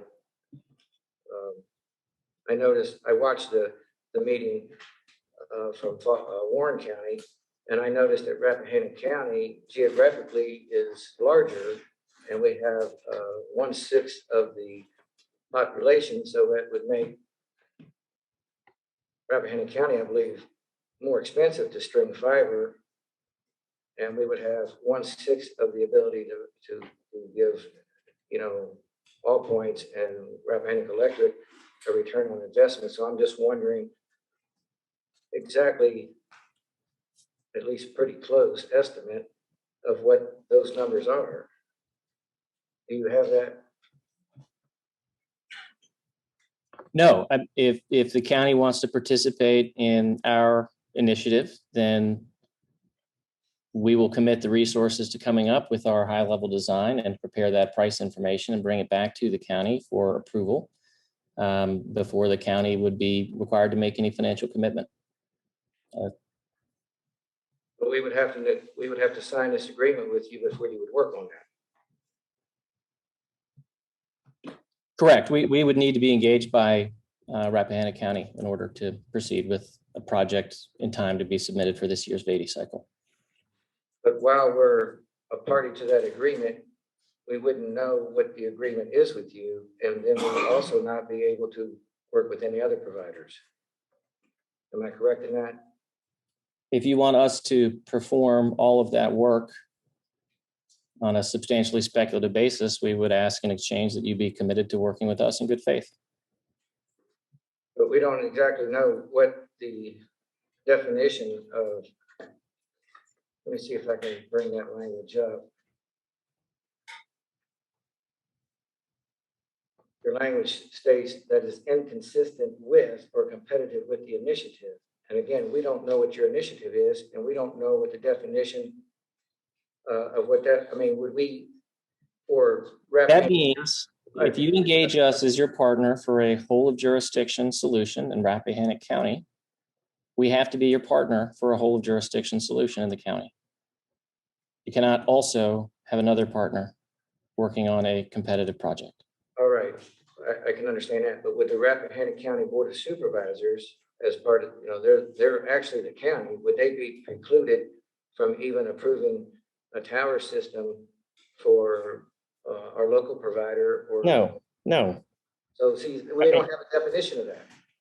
We need a definition of what this language means that you have before us. We don't have that. And again, we don't have legal counsel. So I don't really see how we could sign anything tonight. Mr. Carr, this is Kier Whitson. Just to flesh this out a little bit, am I correct in understanding that this language that calls for a commitment to you as a partner is solely in the context of a VATI application and a plan thereof for Rappahannock County? In other words, you're trying to circle around this VATI process, and then another provider outside of that process, for example, Piedmont Broadband, might come to us and say, hey, we want to get permits for some 80-foot towers for these hollows, and that would still be permissible. Am I characterizing that correctly? Yes, I mean, we're not interfering in your ordinary course land use decisions. I mean, Well, that's helpful, but again, it's not, we don't have that in writing. So we really need a better definition of that. But secondly, that would preclude the Rappahannock County Board of Supervisors or the Broadband Authority from doing anything with any other provider at all until we see what your initiative is. And that, my understanding on that point, Mr. Fraser, it's a good question, is that Mr. Carr is committed. I think I heard you correctly. You come back with your plan in September of this year. Is that right? yes, correct. If Rappahannock wants to participate with us, then we would begin the detailed work and come back with the final plan for the county's approval. Right. And so if we got that final plan and it scared everyone away, then we would be back to square one and we could talk to anyone with whom we wanted to speak, correct? Sure. It's like Mr. Meehan said, I think very, very astutely earlier when he was asked a similar question. You know, we got a lot of unserved people in America, and it doesn't make sense to be working on projects to get 2 providers to some people before we get 1 provider to everyone. I think I can close up here pretty quickly, but we need a definition of what the county is too, because we have 3 entities that may be trying to work with different pots of money for broadband for the citizens. We have the Rappahannock County Board of Supervisors, the Rappahannock County Broadband Authority, and the Rappahannock County Public School System. So would it preclude any one of them or just the signatory to this? Mr. Frager, I did mention that and I think we've authorized to put an attorney on retainer, and that we could begin our representation arrangement with our attorney outside counsel as early as tomorrow morning. And I think this is precisely within the scope of what that attorney would advise us on. Well, I've got a question right now, so I might as well ask it. I'm just wondering, what is the definition of county? We've got 3 different entities. Right, and I think that Ms. Pandek is well versed in all of these different bodies and the terminology and what is appropriate to put in any kind of agreement. And I think I will add that to my list if that's okay with you, and we can vote at the end of the meeting if we. Well, I think it needs to be added to the Okay, list, but I just wonder if Mr. Carr could answer that question for me. I think it's better for our attorney, in my opinion, but.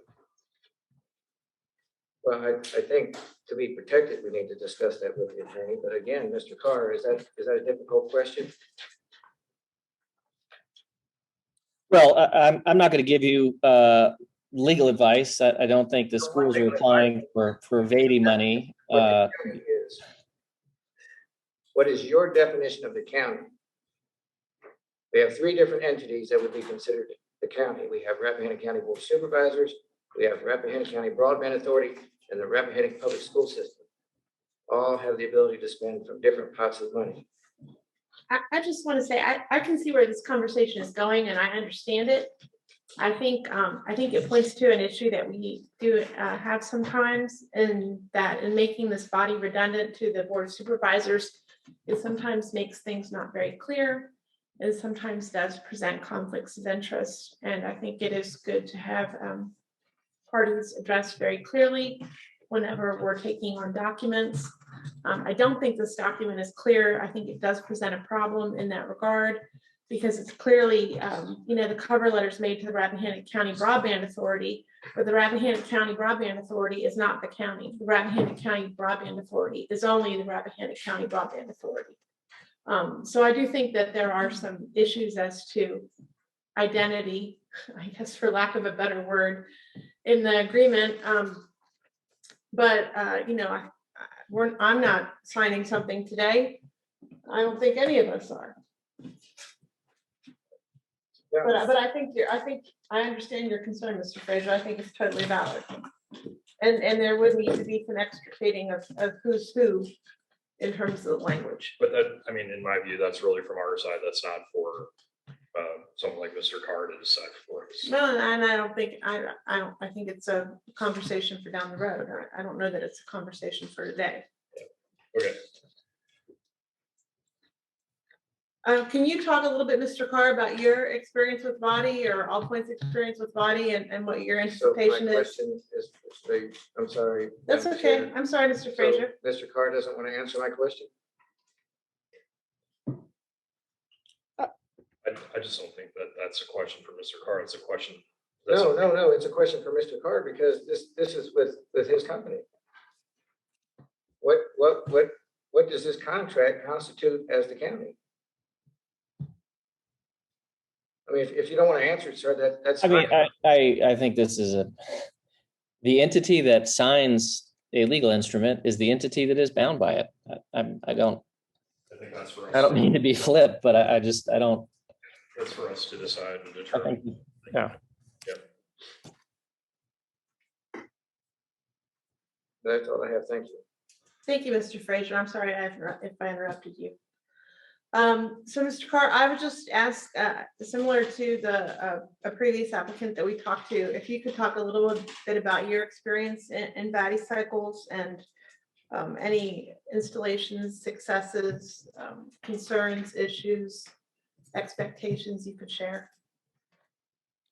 Sure. So I've been involved intimately with the VATI program since it was first started, 5 or 6 years ago. I was on the small industry committee that helped put together the initial program.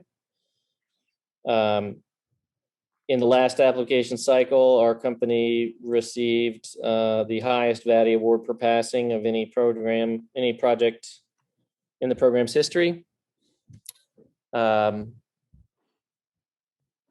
That specific project, we had the groundbreaking on earlier in July. That's So- the Northern Neck project. That's correct. All right. And how many homes were served in that project? The combined regional project will end up serving more than 10,000 locations. And what's the price tag on a project like that? The monthly internet service bill? Well, I guess there's two different ways to slice it. I mean, I guess I'm wondering what the cost was to the counties, the final breakout costs. What did the counties pay for the service? And then what's the cost to the consumers? The counties on that project ended up paying 5% of total project cost. That was a very good outcome that I am not promising is repeatable. The service plans we have on that network begin at 100 down, 100 up for $59.99 a month.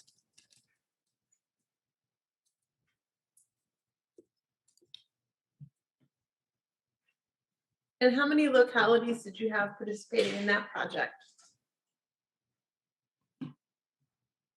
There are 5 jurisdictions participating in that project. What does the 5% of the project cost represent in absolute value?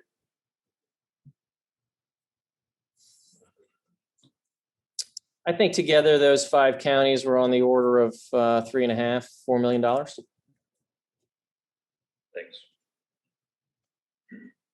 Good questions, Ms. Smith. Thank you. And then I guess my other question is one that we sort of wrestle with all the time as a small county that hopes to capitalize on opportunities with larger counties that surround us.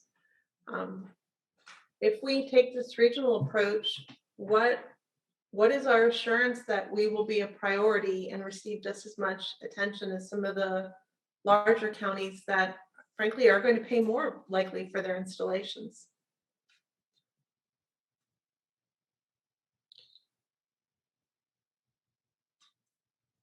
I mean, I don't, look, we view a location as a location regardless of what county it's in.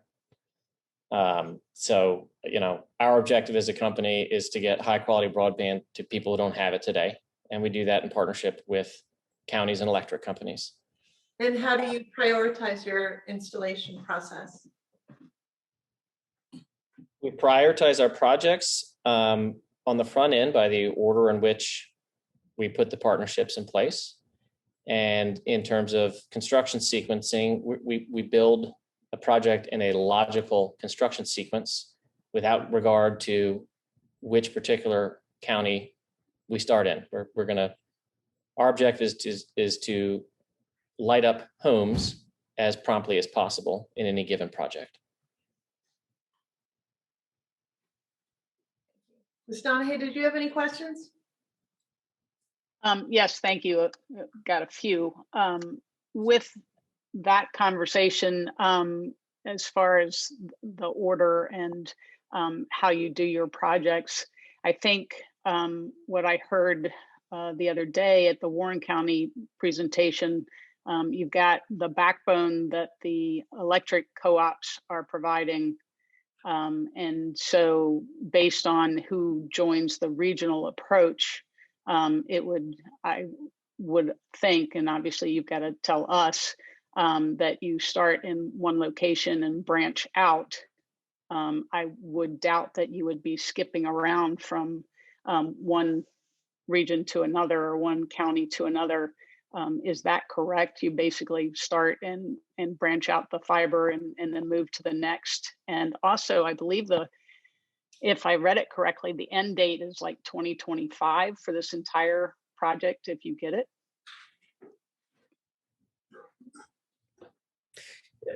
Yeah, I think both of those comments are correct. And I was talking to someone today in the Goochland area. This seems very similar to the Firefly process down in that area. Would you say that your approaches are very similar to the regional, just different regions? Yeah, if you imitation is the best form of flattery, and the CVEC project is based on the regional project we put together on the Northern Neck. The documentation it's all the same, and the CVEC projects are, from my understanding, I'm not intimately familiar with them, but from what I've seen, this is a very common structure that we use, and it's similar to what the approach that CVEC is taking. If it works, why change it? Understood. With this type of an agreement, I think there is some concern that if there's a household that has consistent or maybe inconsistent, I should say 25.3, in the area that you're basically pulling fiber, what happens to that house that technically kind of sort of has 25.3, but not reliably? We're going to identify through our process those locations that are served according to the state rules and those that are not. And we're going to design a network to serve the ones that are not. And your process has been proven through previous VATI grants submissions. Yes, we've been challenged in 4 or 5 counties. We have no process is perfect, but we have a good process for determining served and unserved areas. I do like. I think when Ms. Bond and I met you 2 years ago, the comment about physics and finance, obviously, both are an issue within Rappahannock County, and you have been very straight up with the county in multiple presentations that I've been in, and definitely appreciate that. trying to make sure that especially our school children have good speeds to be able to do their schoolwork should anything come up like COVID did, as well as people that are working at home and that sort of thing. I would expect that the schools would be very interested in fiber to the home for their students. I'm wondering, additional funding that's out there, and you may not be able to answer this question, but when you talk large dollars for a small county, everybody gets a little concerned about how you make the difference up. So you've got VATI, and then you've got a percentage that the county's going to have to find. Do you know, or would you recommend any areas that we go searching for additional grant dollars while this potential project is running? Yeah, so if you want to move forward with All Points Broadband, we are engaged as your partner to achieve universal coverage in your jurisdiction. And one of the things we do is, in addition to VATI, we'll work with you on other funding sources to help make that happen. There are a lot of unknowns. There are no guarantees. I think if I were in the county's position, I would be looking to select a partner who understands these funding streams, who shares a common philosophy, and who can help guide you through the process. All Points Broadband can do that. I'll bet you Shintel can do it well too. There are lots of companies that can perform these services. Everybody's got a different approach and a different flavor. And I hear this board kind of struggling with a lot of the really minutia of how this works. And, to be successful, you need to think big, and, select a partner who can help you get there and just go forward, whether that's All Points or someone else. I think, we have a limited opportunity here to make meaningful progress on broadband. And, you just, every single possible permutation about what might happen, or, could we go this route, or it's not the type of thing that we're going to answer at 8 o'clock on a Thursday night in a Zoom meeting. So there are a lot of unknowns. Just, I think what the county should be looking for, whether that's All Points or someone else, is a partner who can help you navigate a lot of these more specific questions about how the program works, what other sources of funding are available, et cetera. And the deadline to sign on with this regional approach MOU? We are asking counties who are participating in our projects for this VATI cycle to join in that effort and to engage us by the end of the month. Okay, because it sounds like we had some concern with the memorandum itself. I know other counties have signed it. If we need to edit it in some way, if our attorney needs to edit it in some way, is that something we do through you or the regional commission? I mean, if you have questions or comments about our approach or agreements, that people can reach out to me. Okay. Ms. Donahue, this is Kier. Yes, sir. I'll add that to near-term scope of work should we need it, and something we can vote on at the end, and authorizing our attorney to go to work would be to review the draft MOU from a Rappahannock County perspective, just so we've done our own due diligence as part of a larger group of localities. Thank you. Mr. Carr, I appreciate your time. I know you are going from one county to another at the moment, trying to let people know about the opportunities, and I'm sure Chantel is doing the same thing, but I appreciate your time and your patience with our education on this process. Sure. Mr. Carr, can I ask one more question? I knew I had another one. This is Christine Smith. And I know in your presentation, you said that you weren't really interested in competing for those households already covered under the RDOF. But then later in the conversation, you've been talking about, a countywide commitment, but indeed you would not. We can still focus on those 895 homes in other ways, other solutions for those folks, correct? Well, the way I look at it is you have another capable provider who has accepted a federal obligation to provide a broadband service to those locations. Correct. So if I were Rappahannock County, my priority would be a solution for the rest of the county. Correct. They're interested though in fiber to the home through that area, and so that wouldn't preclude us from working with them in another way, would it? Yeah, I mean, I just, look, we've got 6 or 7 weeks to get a whole lot of work done to get these VADI applications together.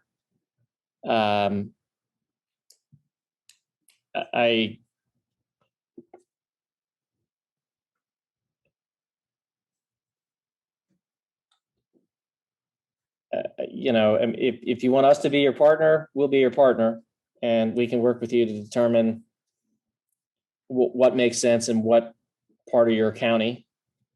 And the fact that you've got a provider with a, you know, federally supported plan to get broadband to some folks is a good thing.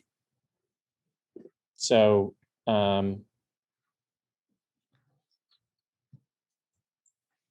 Well, I don't think that's a really clear answer, but I appreciate your try. Ms. Smith, Yes. if I could just, I just wanted to say one more thing. You know, I've been trying to put this opportunity and this moment in time in a broader perspective. And this is what I've come up with for whatever it's worth. And I just want to state it as one member of the Rappahannock County Broadband Authority. You know, we're all proud, I think, to hold up as a symbol of our progressive land use and no growth policies, the fact that we do not have a stoplight in Rappahannock County. In my view, we will have failed as elected officials if we walk away from this regional solution and leave our students, our families, our seniors, and businesses with an antiquated and cobbled together broadband system that will stand, frankly, as the wrong kind of symbol. And it could be a symbol of what could have been. And for that, I think we have to take seriously tonight, considering entering this regional agreement, which sounds like it comes with really no financial hook in the near term, which suggests to me it's a good way to go. So I just wanted to put that on the record if I could. Thank you. Well, I agree with you, Mr. Whitson. I would say one of the other things we always talk about is preserving our view sheds, and you know, we're challenged to work with cable, and here we have a solution that's possibly fiber to the home through a large portion of the county, which would completely eliminate that issue. And if working with one provider will preclude us from pursuing another area that they're not seeking to serve, I don't understand why we can't do both. We're supposed to try to figure out how to serve everyone. And I think I just heard that we can't do that. That's what the language says. So, in all honesty, I've always been pretty good about getting other people to do my work. And the proposal that I read from All Points was that they were going to do a bunch of research and a bunch of work for phase 1, at the end of which we could bow out at completely no cost to us. So I failed to see the downside on letting them do all this research for us, and then we decide if we want to be their partner or not. That's our option. So I don't see where we have anything to lose by going ahead and signing with them and seeing what they come up with, and then decide if we want them for a partner or not. Because we haven't lost, I don't know how it, in terms of time, I don't know if we'll have lost, but we will have lost no financial commitment, and we will have gained a lot of insight and knowledge of opportunity through their work, and you know, not our work. So that's how I look at it. we won't know the price until after that work is done. And then we go on somewhere else if we want to. We got no obligation, under what I read, we got no obligation. They got the phase one, the phase two, and if we get into the, third phase, yeah, we're obligated. But up until then, we're not. So I don't see where we got anything to lose, so let them go ahead and do this research for us. I agree. This is the bad part about not having legal counsel. And I think a lot of this we should be discussing in closed session. Honestly, I feel like, this should be points that we maybe have for future negotiations with all these providers, and we're having them here today in open session, I don't which is, know that which is it's- not optimal. I don't know that it's right for closed session. I think they were getting in that direction now. If you're negotiating a expenditure of public funds, then there is a carve out that would damage your negotiating position. You can go into closed session. But unless it damages your negotiating position and there's public funds involved, I don't think there's an exemption. And to Mr. Fraser's point, I mean, we do have until the end of the month, according to Mr. Carr, to signal whether we would join a regional agreement, and we now have legal counsel. So I would say that it's worked out well, and we can engage our attorney as early as tomorrow morning, as I've said several times. So I think that said, we're well positioned to do a thorough due diligence review of the MOU and anything attached to it, and get sound legal advice on any wordsmithing, how to define county, et cetera. That might make it stronger for our county as one small part of this larger regional agreement. So I think the pieces are in place to do our job on behalf of the public. We're going to do it thoroughly and thoughtfully. If I could, this discussion has been very beneficial, and I think we all agree that the citizens of our county should have as good a service as our surrounding counties. I would feel like I hadn't done my job correctly if I hadn't given the citizens of Rappahannock County the chance for fiber to the home. We've got a lot of unserved addresses. A lot of kids had to go to homes and houses and businesses all over the county to get their work done last year, and that was horrible. But given the fact that there's no way to know whether we're ever going to be able to create the same quality of service, the same percentage of Rappahannock that could get covered with the same amount of financial support from the government, it's really hard in my mind to forgo this potential opportunity. I do realize there's concern that we need to have legal counsel and that we should have legal counsel review it before anything is signed.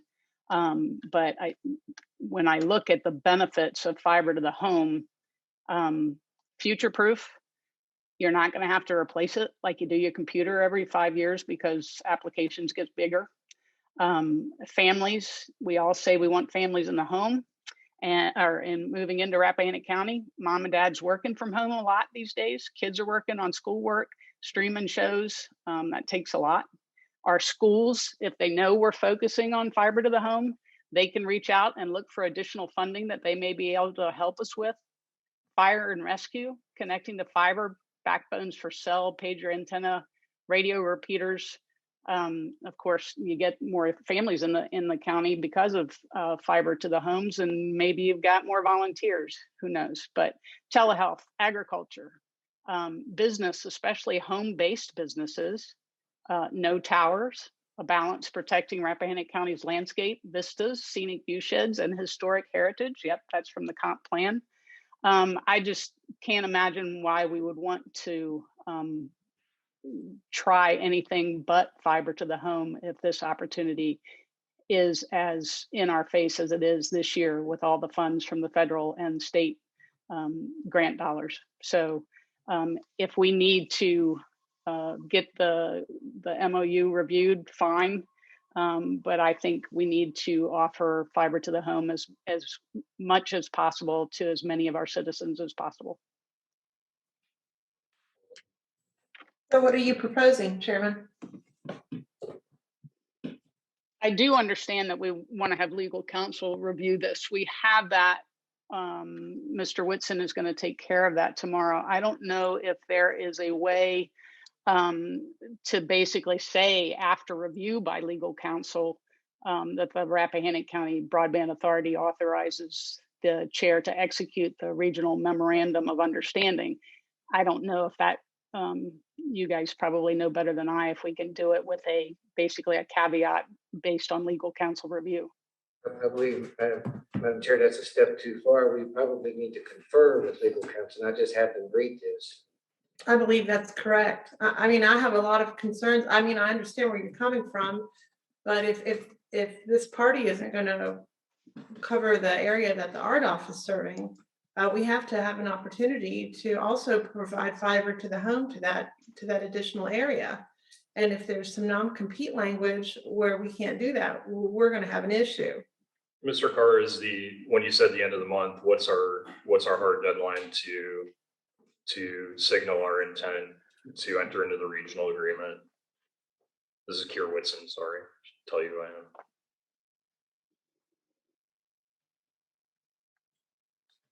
Next Friday. Oh, Next Friday. okay. Can we continue our continued meeting? To a date and time certain? Anytime. Okay.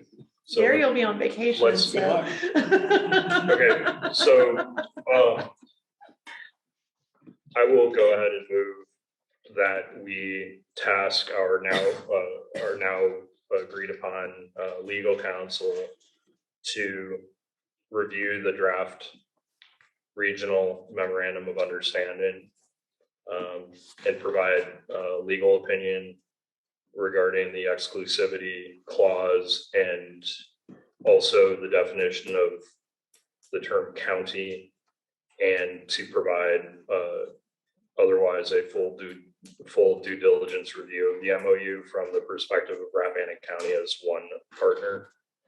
In addition, to provide us a legal opinion regarding the need for a procurement officer in this process. And So I think. I we think need to that's set it. up I mean, that's, a conference with the attorney. Not just a list of questions that we have you give her or the chair, we need to have a Okay. sit down with her. Yeah, I think we all need to speak to the attorney. Okay. I think we all need to have the opportunity to Well, speak to the the thing attorney. is, I think we all need to be at the same level of understanding of what we're doing. Okay. What's about to transpire. let me put it this way. I think we ought to at least provide our attorney with the questions we need answered so that she can prepare responses that we can discuss with her. I agree with you. That's a good idea, but it doesn't make sense to bring an attorney in if they don't know what they're advising No, us no, on. I see where you're at, and I agree with that. But no, I appreciate the further thought of having a conference. So can we pick a date and time certain, maybe on Tuesday? For the attorney? Yeah, to continue this meeting, and then we'll bring our legal counsel in, and that'll give her tomorrow, the weekend, and Monday to wrestle with these questions. If you guys don't think it's a problem, if we have until the 30th to let Mr. Carr know, I am back in town late on the 28th. I'd much rather meet in person if I could. Okay. What day is that? So I would say the 29th, all Okay. day, anytime on the 29th for me. Oh, the 29th. The 29th is Thursday, correct? Correct. Okay. I mean, the attorney we can do through Zoom, I think. But to have this final discussion, I think I'd like to be in person. Okay. Probably work a lot better if the attorney was present with you. Unless one of you all is gonna figure out how to make Zoom. Why don't, yeah, so my motion is along the lines of providing the scope of work for our attorney, and then I could add to my motion that we then convene in person with our attorney on Thursday, July 29th to review her analysis and for her to answer our questions regarding the MOU, which is her primary focus in the near term. I guess I'll second your motion for the purposes of discussion, but Yes. what if our attorney is not available? Well, she has a team. Okay, I mean, we can call a special meeting once I confirm that tomorrow morning. I mean, I think it would be cleaner if we just call a special meeting when we know when, where, and who is available. Okay, that's fine. Okay, so my motion though is to instruct our attorney about the questions I've just described, or would you be willing to second that? Can I hear the list again? Yeah, I've heard several, and I'm trying to remember. okay. So this is just a general due diligence review of the memorandum of understanding in draft form. Consideration of the exclusive partner clause in that agreement and the extent to which that precludes us or doesn't preclude us from pursuing other options vis-a-vis potentially the RDOF area in the southwest part of the county. Reviewing the question of procurement officer and whether we need one in this context and how we would execute that, and other details, including how to define the term county should we enter into this agreement, and who within Rappahannock County constitutes county. I think, and that's all really folded into just a due diligence review of the MOU, but I think fleshing out those details at least answer some of the specific questions that have come up tonight. And then the exclusivity language is in particular to the good faith clause, which I think is item number 9. Yeah, I might have misdescribed it, but okay. yeah. I'll second for purposes of discussion. How does everybody feel about the attorney doing that particular scope of work? If we hired the attorney, which I think we voted on, I'm fine. So as I understand it, the attorney, Pierre is going to call the attorney in the morning and give her the information to look at. And then once we decide we can all meet on Thursday, if she's available, then we're going to go ahead and do it on Thursday. And then of course, we got to sign this thing by Friday so that we don't miss out on all these grants, correct? Well, the regional approach. Yep. Right, which is a lot more money than the other way. Hopefully. The deadline is in September. Right. The deadline that we've been given by Mr. Carr is the end of the month. Right, for the regional approach. Yep. Okay. Fine with me. Did you have anything to add, Ms. Donahue? No, ma'am, I'm good. All right. So we have a motion and a second. All in favor, please say aye. Aye. Aye. Any opposed? Thank you. Who seconded that? I seconded it. Thank you, Gary.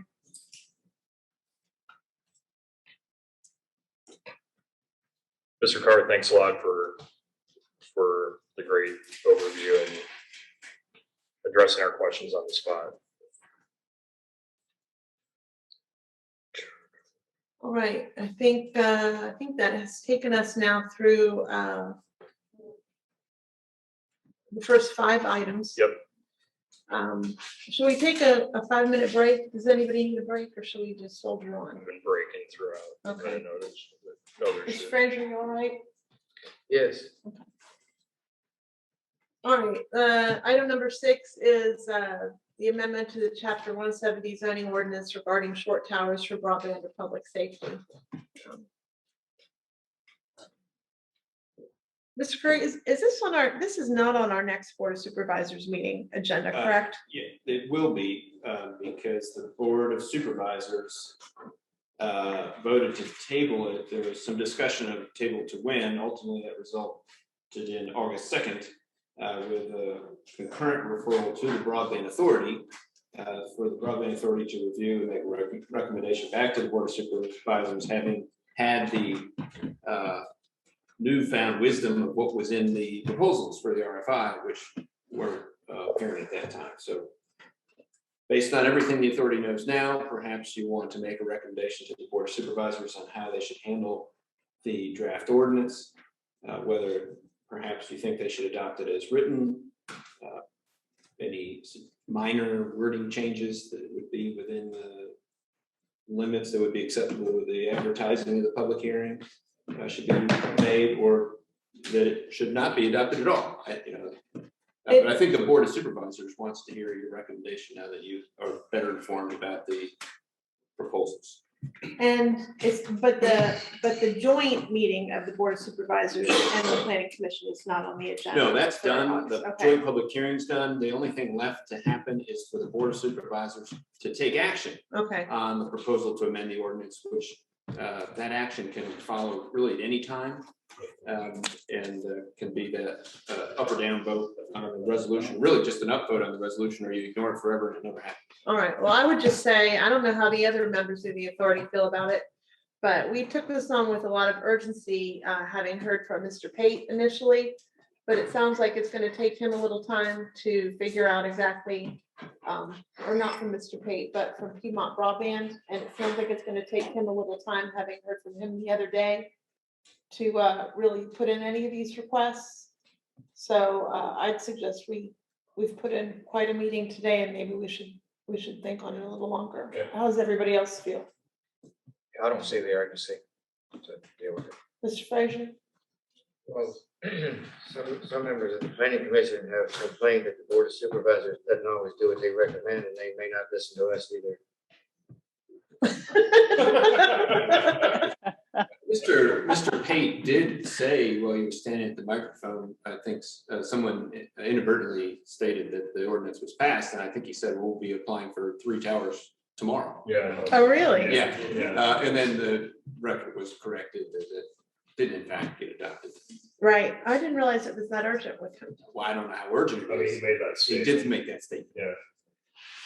I mean, we've worked it over at the planning commission, that I don't know how much the board of supervisors and the planning commission worked it over together, but I think it's been talked about, refined, twisted and turned, and I mean, the good news is they don't need the towers, we're not gonna see towers. The good news is if they need towers, we would have an ordinance on the books, so, I mean, it seems like Piedmont Broadband will continue to have some presence in the county no matter where we go long term, so we might as well, I mean, my view is just get it done. Well, I would put forth the motion that we recommend adoption by the board of supervisors of the proposed amendment of the 80-foot tower. I'll second that motion. Any further discussion? They may not listen to us. Well, I would just say, I do wonder if it couldn't benefit from a little bit more specific language, maybe regarding some of the lot sizes and things like that, that it might apply to. I have heard concerns from folks that we might in fact have an abundance of these things that we really don't want. I think the board should work that out. They can re-advertise if the amendments that they may want to make would require, they can just re-advertise it. All right. All right, anything Ms. Donahue to add? Just if Chantel had decided to stick with the towers, I'd much rather they were the 80-foot towers and not the taller ones. When you did see in their proposal today that Mr. Meenan referenced several times, small cell. Yes. Yes. It would make it easier on them. We heard you, Debbie. But I'm sorry, sir.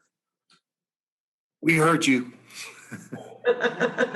Thank you. Yeah, I'm sure you did. All right, I believe we have a motion and a second on the table. All in favor, please say aye. Aye. Any opposed? And so, oh, sorry, That's all right. It takes us to open board discussion item. we'll discuss that. Anyone else? And we are adjourned, we would adjourn and then call a special meeting. Is that the approach we agreed upon? I believe so, because I'm challenged to name a date, time, and place certain at this Okay. point. I Or believe- if that's everything, And then just so I can sneak this in on the record, if there's any way you can identify the date tomorrow, it will be much easier for staff to accommodate what you need, because the 2 people who generally send these notices out will not. Yeah, I will, as soon as, So why don't we just go ahead and go with the 29th? Because, We don't know if council's available. yeah, well, she'll Probably. I think she'll be She'll available. probably be available. Well, I mean, we do things by a vote around here, so if y'all want to do it. Well, I think that would be the simplest thing. We know that Ms. Donahue will be here, and that gives her plenty of time to make herself available or send somebody that works for the firm. And then we can, if she's not available and she's got another time, then we can call a special meeting. Well, we're out of time at that point because Well, we're we trying have to, to move it forward. If she's available the Have to make- 28th, and Ms. Donahue. Or make it during the day, right? Right. so you just want to Make it continue during this the day. meeting? You can possibly lock down a time with the council tomorrow. and Yeah, then tomorrow we morning. Can take care of the special notice tomorrow. Okay, that's fine. Let's Okay. just, You let's can get just, that done. If Okay. it I'll do doesn't it. happen until Monday, just I'll gets do more it. complicated. No, I'll do it tomorrow morning. So then we would adjourn and do a special meeting Yeah. tomorrow morning. Okay, Correct. that works. All right. I move we adjourn the Broadband Authority meeting. I make a second of that motion. Thank you. All in favor, please say aye. Aye. Hi. Opposed? Thank you. Thanks, everyone. Thanks. See you later.